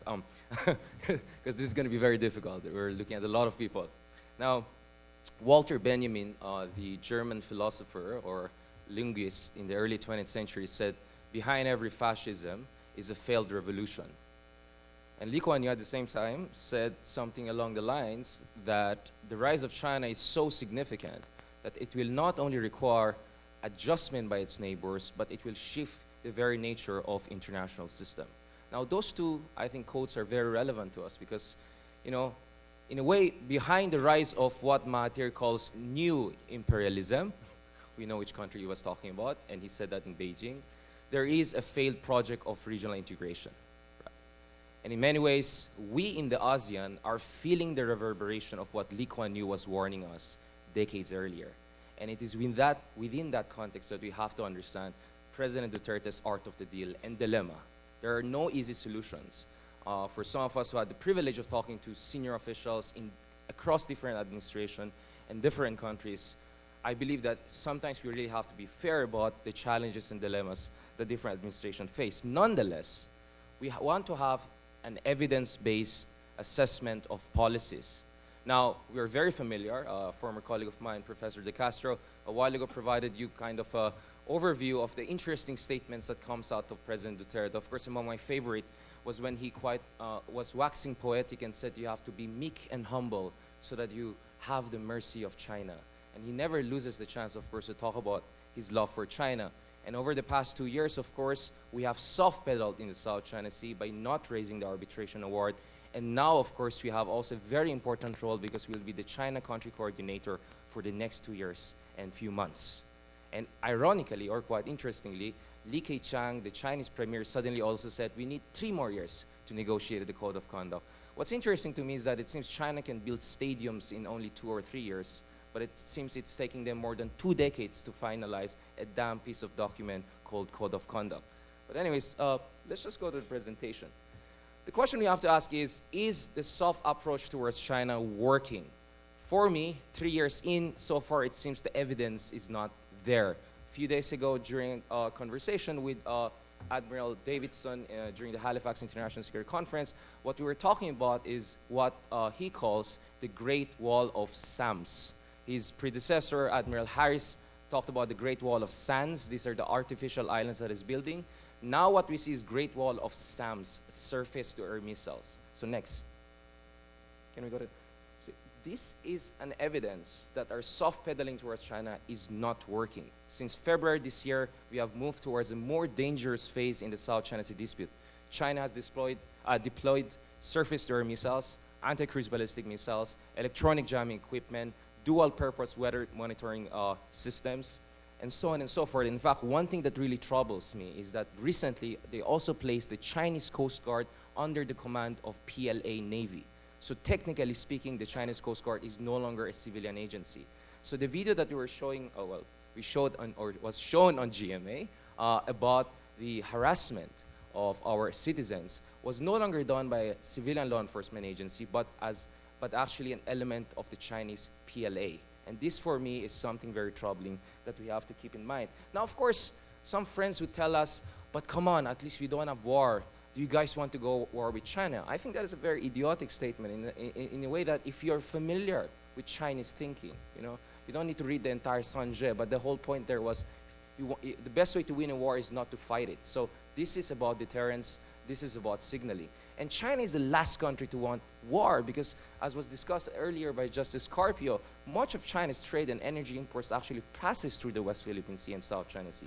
So in an event of conflict, China will lose a lot from that. And China is not a democracy, but it's a performance-based authoritarian regime. So in an event of economic blockade or economic chaos, they could pay a steep political price because their economy will be affected and millions will go out of unemployment. Of course, the other thing is that any war in the South China Sea between China and the Philippines will actually push other smaller countries into the embrace of the United States and other like-minded countries. And lastly, of course, if there is a war there, there's even more reason and pretext for US and other countries to step up their military presence, which China doesn't want. But of course, there's also the big question, if China's military is really prepared for contingency, or are they only paper tiger? Because if you look at the record of China in the past 30, 40 years, it has not been very good, especially if you look at their invasion of Vietnam in 1979 as their last major conventional operation. Now, of course, the other thing they'll tell you, okay, but at least China is offering us a lot of investment, right? In fact, the implied message there is maybe if we're quiet on the South China Sea, we'll get few billions dollars from China. Well, again, as Justice Carpio mentioned, and we have been mentioning for a lot of time, what we're talking about the South China Sea is our territorial integrity, and in a purely transactional term, you're possibly talking about trillions of dollars of fishery resources and oil and gas, right? So in a purely transactional manner, there are also big questions about this so-called bargain. Next. Can we go to the next slide? No one is there. How is this going to work? Could you please? Yes, sir. Okay. Anyways, forget about it. So I did a research about China's investments in the Philippines. I was so excited. Okay, $24 billion of deals signed during the October visit of President Duterte to China. 9 billion of that was supposed to be ODA in Chinese infrastructure projects. The question today is, where is the Chinese money, right? So if you look at China, private capital investment from China actually has been increasing. But private capital investment from China actually has less to do with geopolitics than calculus of private corporations and investors about the investment environment. That is why during the Aquino administration, Chinese private capital was actually increasing in the Philippines. What is geopolitically sensitive or elastic is ODA and government-related investments. And if you look at that, next. So far, there is a concern whether we have been taken for a ride. Out of the 10 major Chinese infrastructure projects that were in the pipeline, only one, the Chico irrigation dam project, has moved from phase 1 to phase 2, right? Others are still under big question. That is why the visit of President Xi Jinping was very important, because we were hoping that there will be a big bang, there will be some sort of breakthrough. But if you go through the 29 deals that were signed, most of them are MOUs, frameworks, letters, only on 2 issues, on 2 areas, the Davao Expressway project and the Panay Guimaras Negros Island Bridges project, you saw at least approval of feasibility studies. So far the evidence suggests that almost 3 years into this administration, and more than 2 years, of course, of our pivot to China, so-called pivot to China, we're yet to see the Chinese investments coming in. Next. Now, of course, what is the opinion of the Filipino people? Everyone says President Duterte is very popular, but we know in a country where, we're a tropical country, honeymoons tend to be long, most Filipino presidents actually tend to have quite high approval ratings well into their midterms, right? With the exception of Madam Arroyo, but hello Garcia, of course, we know why. But the question is, when it comes to key issues like the West Philippine Sea, is President Duterte in tune with public opinion? Pulse Asia Survey says almost 7 out of 10 Filipinos are saying we have to invoke the arbitration award by an arbitral tribunal, not the PCA, by the way. The PCA was just a repository. Next. This is by SWS that showed that actually more and more Filipinos want us to take back the land features that were taken away from us. Now, some DDS friends would say something like, oh, this is a fake survey. But of course, but if the same survey agencies talk about good approval ratings of the president, they're happy to cite this. So you cannot have the cake and eat it too. Next. And if you go across the region, actually, more and more countries are questioning China's investment. No less than Tun Mahathir, who's very known for his colorful language against Australians and Americans in the 80s and 90s, is now warning about new imperialism. And he has been pushing for renegotiation, if not cancellation, of at least $45 billion of Chinese infrastructure projects in Malaysia. And if you go across the region, there is more and more frustration. Next. That's Bandung project in Indonesia, not much happening. Next. In Thailand, there has been a lot of discussion. In fact, there was so much back and forth between Thailand and China that in last year, General Prayut was actually disinvited to the BRI initiative, BRI forum in Beijing. Next. Next. I'm sorry if there's anyone there at all. And of course, Vietnamese, of course, next level. I hope we don't go that level. That's why it's also important that we don't have hysteria about China, which is going to be my next column on Inquiry next week. Next. But this is where things get interesting. So there's a lot of discussion about civil-military relations and what is the view of AFP. Based on my understanding of it, puro mga kwentong barbero meron tayo, no? He said, she said. So what we try to do is to conduct survey among 130 senior AFP officers, right? And the senior AFP officers are most likely going to be the next leaders of the AFP in the coming years. So we asked them questions about the direction of the Philippine foreign policy and how do they feel about China and the United States. So the findings are actually interesting, that actually show growing nuance and nuanced thinking even among the members of the AFP. Although whenever I give a speech with any branch of the AFP, they tend to always ask me, what did the president mean? And I always say, well, I'm not Salvador Panelo or Harry Roque. That's not my job. But probably they think I'm a Dutertologist, so they always invite me to explain President Duterte's foreign policy. Now, these are among some of our findings. Next. So most of the respondents were, of course, trained in Australia and US, right? And that's quite normal, right? Especially you're talking about, senior officers. Only few of them in China. Next. When we ask them over the next 20 years, right, what is going to be the direction of the region and what is going to be the security environment, actually, a lot of them feel that China and US will almost be at par, right?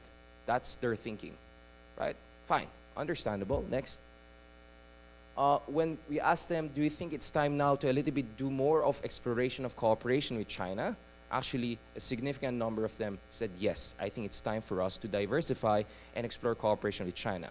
So of course, I'm sure President Duterte will like this part. So the report will go there, hopefully.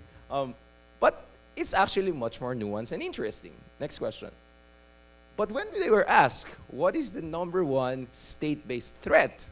China comes on the very top, by far, right? Although I don't know why the Indians are there, but anyway. What kind of threat? I wanted to say something, but it will be politically incorrect, so I don't want to be kicked out of the academia. So very interesting. China by far. And then when we asked what is your feelings on China's growing military power, a lot of them were very concerned. So the idea there is, this is classic security dilemma. You'll never know what is the Chinese intention, but the very fact that they have big military and navy right across us is worrying. That is just their basic understanding and feeling. Next. And then, this is interesting. Do you think that Philippines should rely on a specific external power at this point in time? Majority say US. We have to still hedge our bets by maintaining strong relationship with US. That's why I believe we never really pivoted to China, because what is your basis for that? President Duterte's mouth? That's not the policy of the state. If you look at our security cooperation with the US, we'll have 20 more joint exercises next year. We brought back joint amphibious exercise. The Balikatan exercises saw 60% increase in the participation of American soldiers. So actually, in terms of security cooperation, we're moving in a better direction. But there are also certain areas where, of course, there has been some backlog, including giving Americans access under EDCA to Bautista Air Base and Basa Air Base. I'm almost done. Next. So these are the implications. To put it very simply, it kind of looks like, when people were asked, do you support President Duterte's war on drugs? 7, 8 out of 10 say, yes, we support it. But at the same time, 9 out of 10 say we want the drug suspects kept alive, and 7 out of 10 say we don't want extrajudicial killings. So it's kind of like we agree in principle, but in methods we kind of do not agree. It's kind of schizophrenic that way. So when we ask about US and China, it seems the point of view of at least these officers that we talk to and survey is that, yes, it makes sense to diversify away from US. There is some question about American wherewithal and commitment, but for now, at least, we have to hedge our bets, and US is a much more reliable partner, right? And China is still seen as a #1 state-based external security threat. This is the point of view. And I won't be surprised once we expand this further and do more and more surveys that this will be replicated. Because based on some qualitative research, it seems that is also the opinions of the senior officials. Next. Okay, last. Anyway, there are many proposals actually out there. Tun Mahathir has talked about the necessity for demilitarization. right? And I think, in my opinion, what's more important than the code of conduct, whatever that thing is, because it keeps on evolving, is a triple freeze on militarization, reclamation, and any major coercive naval exercise or coercive paramilitary exercise in the region. I think that triple freeze is much more important than code of conduct. And I think President Jokowi of Indonesia's proposal for joint patrols also in the area is also something that we have to look at. But to just wrap it up, I think what all of us to agree upon is the idea that no single country should have sole control over the South China Sea, because this belongs to the international community as far as freedom of overflight and freedom of navigation is concerned. Whether you're Philippines, China, or US, this stance should be very clear. And in that sense, we have to welcome freedom of navigation operations by US and other like-minded countries. Thank you very much.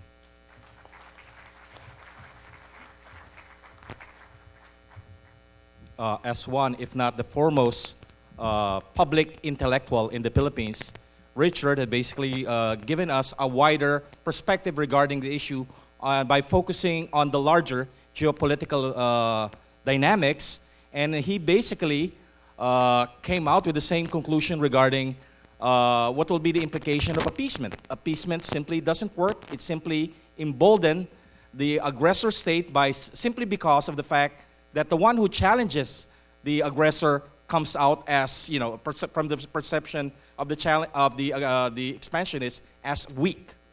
So furthermore, he discussed the nuance in the terms of the domestic setting, that the policy is in a way does not have a 100% support, and this is of course further supported by the recent Social Weather Station survey, which states that 81% of the Filipinos are not supportive of the fact that the government has engaged China. It wants the government to do something more dramatic or more dynamic, and the fact that the United States is still the most trusted country among the countries that were listed, and of course, China is still considered the least trusted.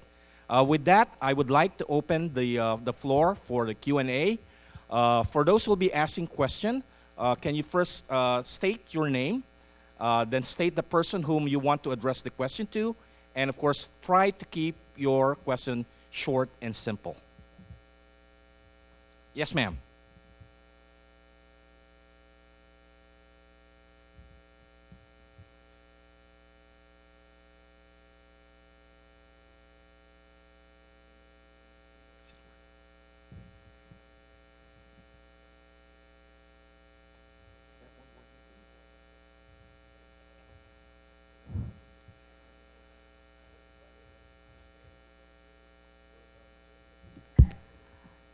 Good morning. Cora Claudio, Management Association of the Philippines and former member of the Board of Advisors of the Philippine Navy. Justice Carpio emphasized that the ownership of China of these territories is in the DNA of the Chinese people. So this is not only a multidimensional issue, but a multisectoral issue. And yet, it's just our government that is speaking for us. So, Justice Carpio, is there any hope that we can have a multisectoral organization for this so that our own thoughts, like this group's thoughts, can be heard more clearly as what the government wants to say? And the second question that I have is, shouldn't we have common sound bites, no? Like when we had a forum before with the Vietnamese ambassador, and he was asked, what do you think of your capability to defend your territory? And the ambassador said, for as long as there is one Vietnamese standing, we will defend our territory. And then when I asked the Malaysian ambassador, what do you think of the Sabah issue? His answer was, as far as we are concerned, that is a non-issue. So if we cannot have our own stronger statements, I think the head of our defense establishment should at least just copy those statements.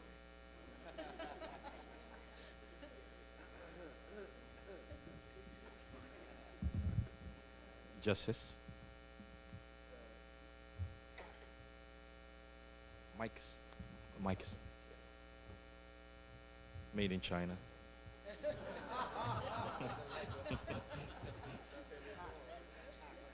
Also be careful with the cell phones made in China.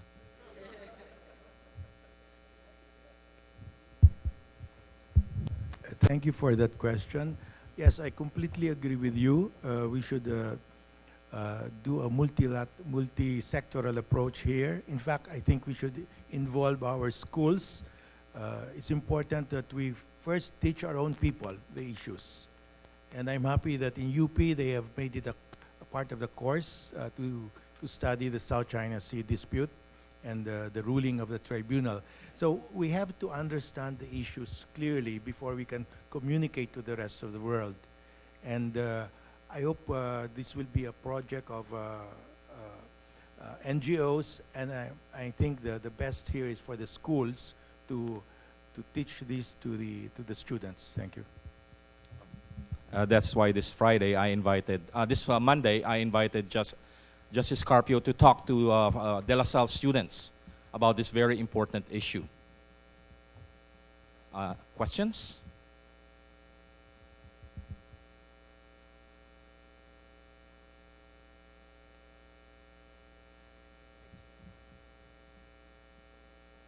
Any more questions? Yes, sir.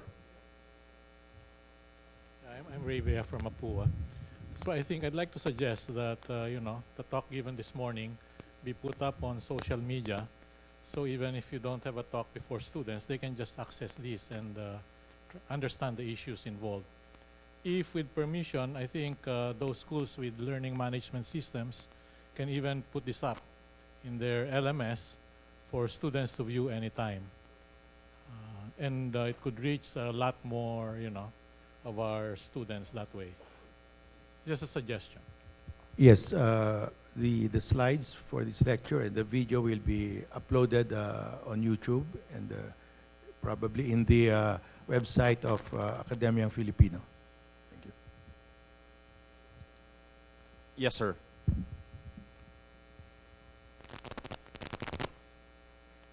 I am Mel Velarde of Now Corporation.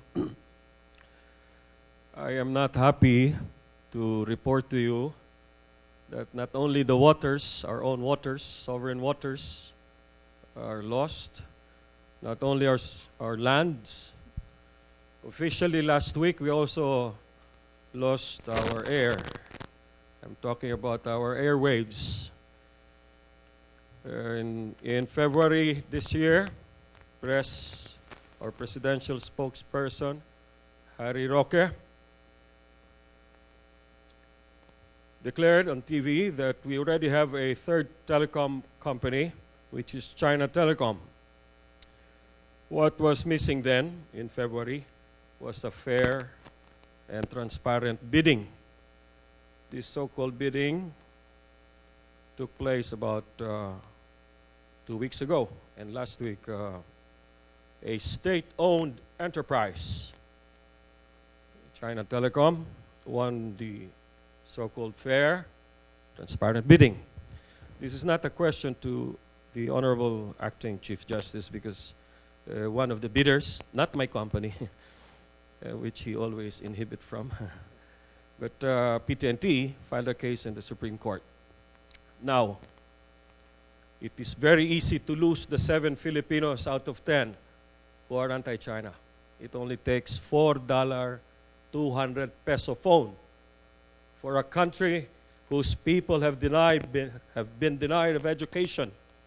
They will value load more than patriotism. And if the airwaves is already owned by a state enterprise, even if they entered into a 5-year commitment, you cannot police or force a sovereign entity to comply with their own commitments, let alone a commitment forged by an international body or in a covenant. So my question to the two academicians, one representing the University of the Philippines, where are the youth? One who came from La Salle. During our time in UP, we were always in the streets. I got out of Ateneo to go to UP because they are more activists there, and I went to Ed Angara and said, I'm transferring here. Admit me on presidential discretion. Where are the youth? if any civilization has failed or succeeded, it's because of their intellectuals. And this is the failure of this body. Don't kick me out yet. You just accepted my membership. When the intellectuals are quiet and comfortable, that's the failure of a civilization. So my question to the two panelists. This is not a job of a justice of a Supreme Court, but he went beyond the call of his duty. And he was with a small force of legal minds and succeeded. The teachers, the intellectuals, have truly failed this generation, for we failed to pass on the heritage of patriotism and love of country. That's my question to the two panelists. Thank you very much. So I bet UP will be in a better position to, my colleague from UP will be, because he's from the State University. He's the millennial. UP first, State University. Okay, okay, thank you. Thank you for the question. Where are the youth? That's a very good question. The youth are in the ether. The youth are plugged into Facebook and Twitter and Tinder and whatnot. No? This is often blamed on the millennialism. No? Being a millennial, having grown up in a world where everything was so easily available, no? Google, cell phones, take out all the conveniences of life are there. Even the TV programs, it's on demand now with Netflix and all that. Everything has become so easy for the youth, and because of that, convenience seems to have become more important than considerations of sovereignty or control. Conditions of domination and subordination, those become secondary to convenience. That unfortunately seems to be happening. Whenever I teach in the College of Law, I notice really the huge differences between, say, our time and the present. And I also see differences between different years. No? I mean, say in about 5-year gaps or 3-year gaps, there are noticeable differences between the way in which students study, recite, act, etc. You're right that it is probably a failure of the previous generations. The post-martial law generation became too complacent, did not really exact justice, did not pursue it, no? Ningas kugon. And therefore that allowed the forces, no, of martial law, the dark forces that we used to fight, no, that allowed them to simply make a strategic retreat, bide their time, and wait for the opportunity to rise again. And that's what they're doing now, using the technologies that have also ironically been made possible by the opening up of by the loosening of controls and opening up of markets, etc. We're only now beginning to push back, I think. The forces that would like to defend the ways of freedom and autonomy, independence, they're only now beginning to fight back against fake news or against trolls, etc. But we wonder whether it's too late, given the huge advantage that has already been gained by the other side. But I think we need to keep fighting back. That's really the only way. To surrender would be to, would be for that generation to simply, really, truly forget what its legacy was supposed to be. To have a defeatist policy, like current certain people, to forces, is really not surrender is not an option, to paraphrase NASA. But again, we also have to be patient. We also have to be diligent. These days, when I walk through UP and I see, for example, the what is that? What is the traditional group? LFS. Okay. When I see them stage their rallies in front of Palma Hall, it's not even a pale shadow of what it used to be. You'd have a few rows of AS steps loosely occupied, no? Not even filled. No? And you can see how, just by passing by there, you can see how difficult it is, no? These days to reignite the spark, no? Of activism, the spark of resistance to the forces that are now dominant in society. But we have to keep trying, and that's why I think we're here.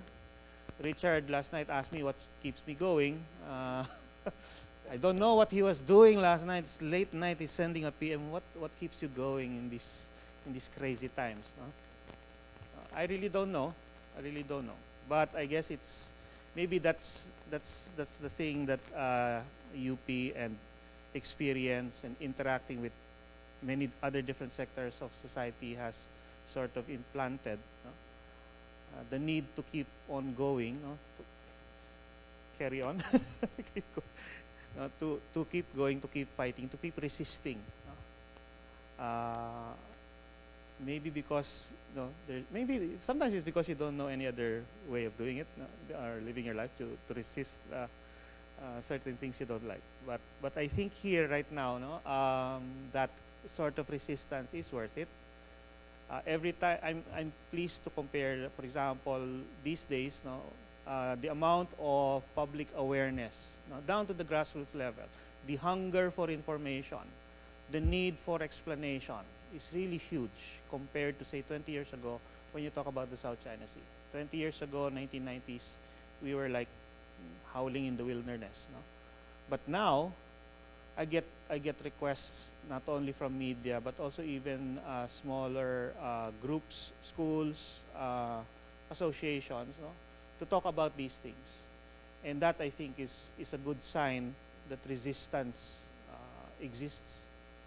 And I think in the last few days we've also seen a good example of resistance being manifested in a very important event. And that will always, I guess that's going to also keep us going. So where are the youth? We'll find out. Thank you. Before I push back against the millennial bashing as a still millennial, actually there's most likely going to be a Senate hearing on the China telecom issue headed by the committee of Grace Poe, Senator Grace Poe. So that will be discussed soon, so don't worry about it. And I'm sure that we'll have technical experts and possibly some other people there to shed light on that. Now, on the millennium bashing, again, to prosecute that accusation, what is your basis for that? Because one of the things we're facing today is information warfare. This is part of the hybrid warfare we're facing. And a part of that hybrid warfare is actually fought on social media. So I'm among the very few privileged people who have to constantly put up with 6 million followers of very loving followers of former Assistant Secretary and future Congresswoman Mocha Uson and the other two troll queens. There is this constant back and forth already happening on social media, and there's so much excitement on the part of a lot of people actually to defend the country. So that information warfare is being fought by a lot of youth people, by a lot of youth, and there is a lot of participation in that. I know that there's also a lot of millennium bashing saying, oh, they were not born during martial law, they don't know what was happening there. Again, what is your evidence for that? Because if you look at the last 2016 elections, and if you look at the vote share for the sole son and namesake of the former dictator slash national hero, I don't know how to put it anymore, actually the greatest vote came from people not my age, millennials, more like Jay's age. So actually autocratic nostalgia is more alive among them rather than us, because we don't have even a chance to have nostalgia because we know nothing but kwento ng mga tatay namin. Ang ganda ng panahon na yan. There was no problem, there was no stealing, everything was safe. In fact, a lot of millennials who actually fall into autocratic nostalgia in a derivative sense, they get it from their parents. So there's no evidence to suggest that actually the millennials are ignorant about history or they don't care about their country. Now, the point is, I got a lot of attack from the middle-aged people when I said, you failed us, because I don't think we have a right to say that, because we also should contribute to what's happening in the country. So perhaps what we need is a new intergenerational pact rather than millennial bashing as the way forward. I think that's a healthier way to do it. And really suggest, if you go to the information warfare, millennials are doing a very job. If you look at the protests against EJK killings, millennials are doing a great job. I don't agree with it, but there were some, I agree with the right of some people to protest against China, and the protests against China actually, ahead of Xi Jinping visit, a lot of them were also millennials who were involved there. So the rank and file of the protesters, the warm bodies, are mostly people my age, or millennials. So again, let's be very careful about this millennial bashing. What we need actually is intergenerational pact to deal with this particular issue, right? And I'm sorry to say it's more your generation that failed us in the last elections, not mine. Coming from De La Salle University, I really, okay, one more, yes. Yes, sir. Our national artist, Shunal Jose. Yes. This is to be replied by the China experts. Face to the Chinese is very, very important. As a matter of fact, almost everything that they do starts from there, but the foreign policy and that. Now, I suggested way back, we have thousands of overseas workers. Suppose we harness them to demonstrate every time this issue comes up before the Chinese consulates and embassies abroad. Yun ang suggestion ko. But the reply was that we don't know the Chinese response. So I'd like the Chinese experts, so not China, to answer that question. I think you'll be in a better position. I guess none of us are in a position to consider ourselves as China expert. Yes, sir. We have learned today what is wrong and why it is wrong. We have also been learning why we don't want it and why we should not want it. We have been given the furtive impression that all of this is due to the thinking, if he were capable of thinking, and the actions of one man. But we have not been given any specific or definite point of action to finish this problem. Can there be something specific that we can do? I think Justice Carpio will be in the best position to answer that query. Well, there are two parts of what we can do. There are things that only the government can do, and that is beyond us here.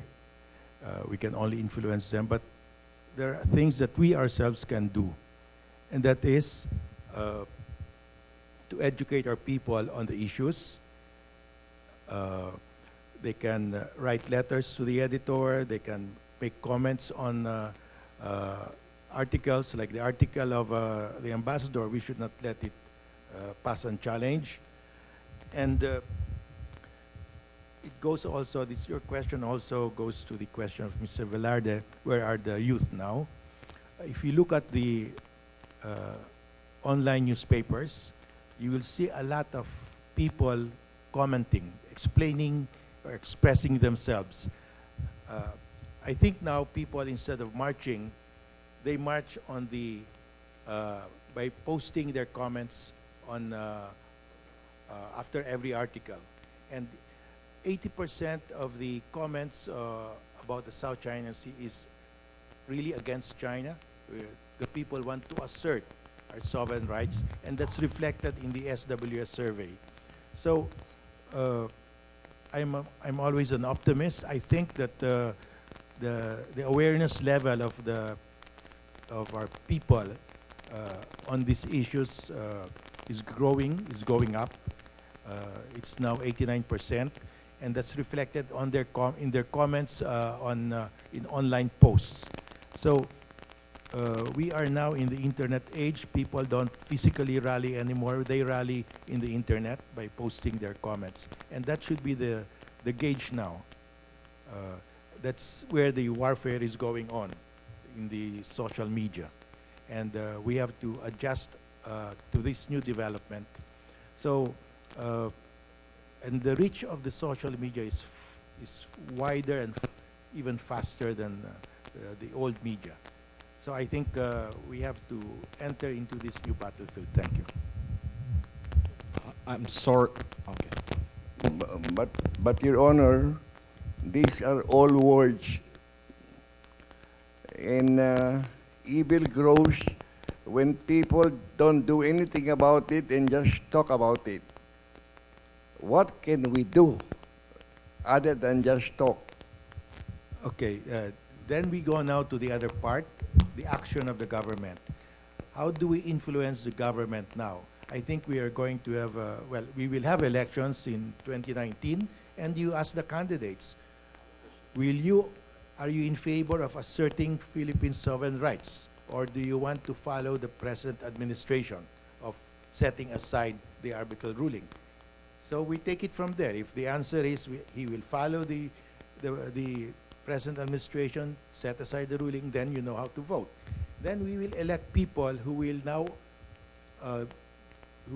have the policy of asserting our sovereign rights. So we educate the people, and come election day 2019, we know how to vote already. But because the media should be asking this question to every candidate: are you in favor of asserting the sovereign rights of the people of the Philippines in accordance with the ruling? That should be the question addressed to every candidate. Then we will change the people who are there in the Senate, in the House.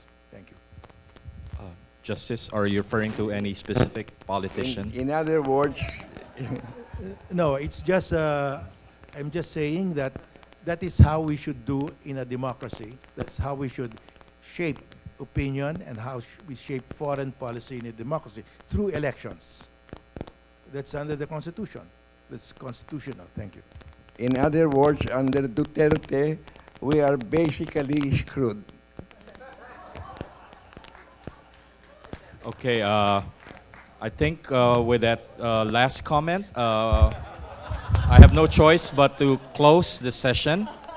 And may I call a fellow Fulbrighter and fellow academic, Dr. Jose Y. Dalisay Jr., to give the closing remarks. Thank you very much. Thank you very much again. We come to the close of our first General Assembly and Forum today.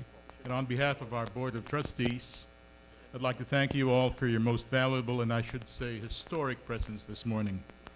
We will shortly be formulating and releasing a statement in the name of the Academy, summing up the points raised by our speaker and reactors, with a view to lending our collective voice toward a more progressive, more just, and more patriotic foreign policy. Beyond talking among ourselves, we hope to engage the government and other concerned parties in a discussion of issues vital to our national future. I should say for the record, by the way, that we did invite representatives from the Department of Foreign Affairs to this forum this morning. This was the first but certainly not the last of our forums, and I'm happy to announce that we intend to have several of these large assembly-type meetings every year for issues of great and general significance. But we are also scheduling a series of smaller, more focused monthly get-togethers, very likely at the Manila House here at the BGC, thanks to our trustee Doris Magsaysay-Ho, devoted to special concerns.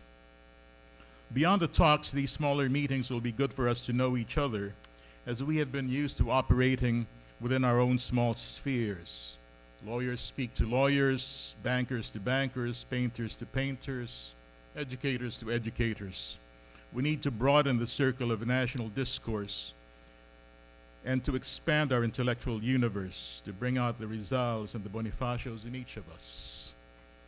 We will, of course, be tapping the expertise of our members in these gatherings, which I hope will go beyond the usual menu of political and economic topics to create new interdisciplinary points of intersection and interaction, especially between the arts and the sciences. Our artists and scientists hardly ever get heard by our policy makers, or even by many of us in this forum. With all due respect to the lawyers and the businessmen among us today, they too might benefit from the insights of these other disciplines, so that we do not get mired in the kind of cynical pragmatism that drives too many of our decisions today, and remember to value such abstractions as beauty and logic. We will be happy to receive your suggestions for these topics and possible speakers, so we can come up with a workable schedule for 2019. You also may be wondering where the substantial dues we collect will be going. They will help support a very small back office and also our future activities. We will also be very soon be putting up our website, where we will be posting, hopefully, a video of Justice Carpio's presentation that you can share, as well as pictures of this event today. Sponsorships are, of course, needed and welcome, for as long as they do not compromise the independence of our association. On that note, once again, I would like to thank, aside from our speakers, our sponsors for today's event, chiefly the University of the Philippines, which includes my office, and the UP College of Law, whose Dean, Dean Deng Cordero Tan, also happens to be the Executive Director of UPBGC. Many of you might have been here for the first time today. And if you like this auditorium and would like to rent it for future use, please talk to Dean Tan, Dean Cordero Tan. I'd also like to thank the National Commission for Culture and the Arts, Senator Jun Magsaysay, who's providing us our video coverage, and other donors who prefer to remain anonymous for their assistance. My special thanks go to our Executive Director, Ms. Jet Jose Bergkamp, and my UP team from the Padayan Public Service Office and the Media and Public Relations Office. Marami pong salamat sa inyong lahat at hanggang sa susunod na pagtitipon ng Akademyang Filipino. Mabuhay ang Pilipinas at mabuhay tayong lahat. Thank you very much. Lunch is served. Thank you very much, Vice President Dalisay. Ladies and gentlemen, esteemed guests, the first General Assembly and Forum of the Akademyang Filipino is now concluded. Kindly proceed to room 406 for our lunch. For assistance, you may approach any member of the Secretariat. Please do not forget to give your survey forms to any member of the organizing team. Good day, everyone.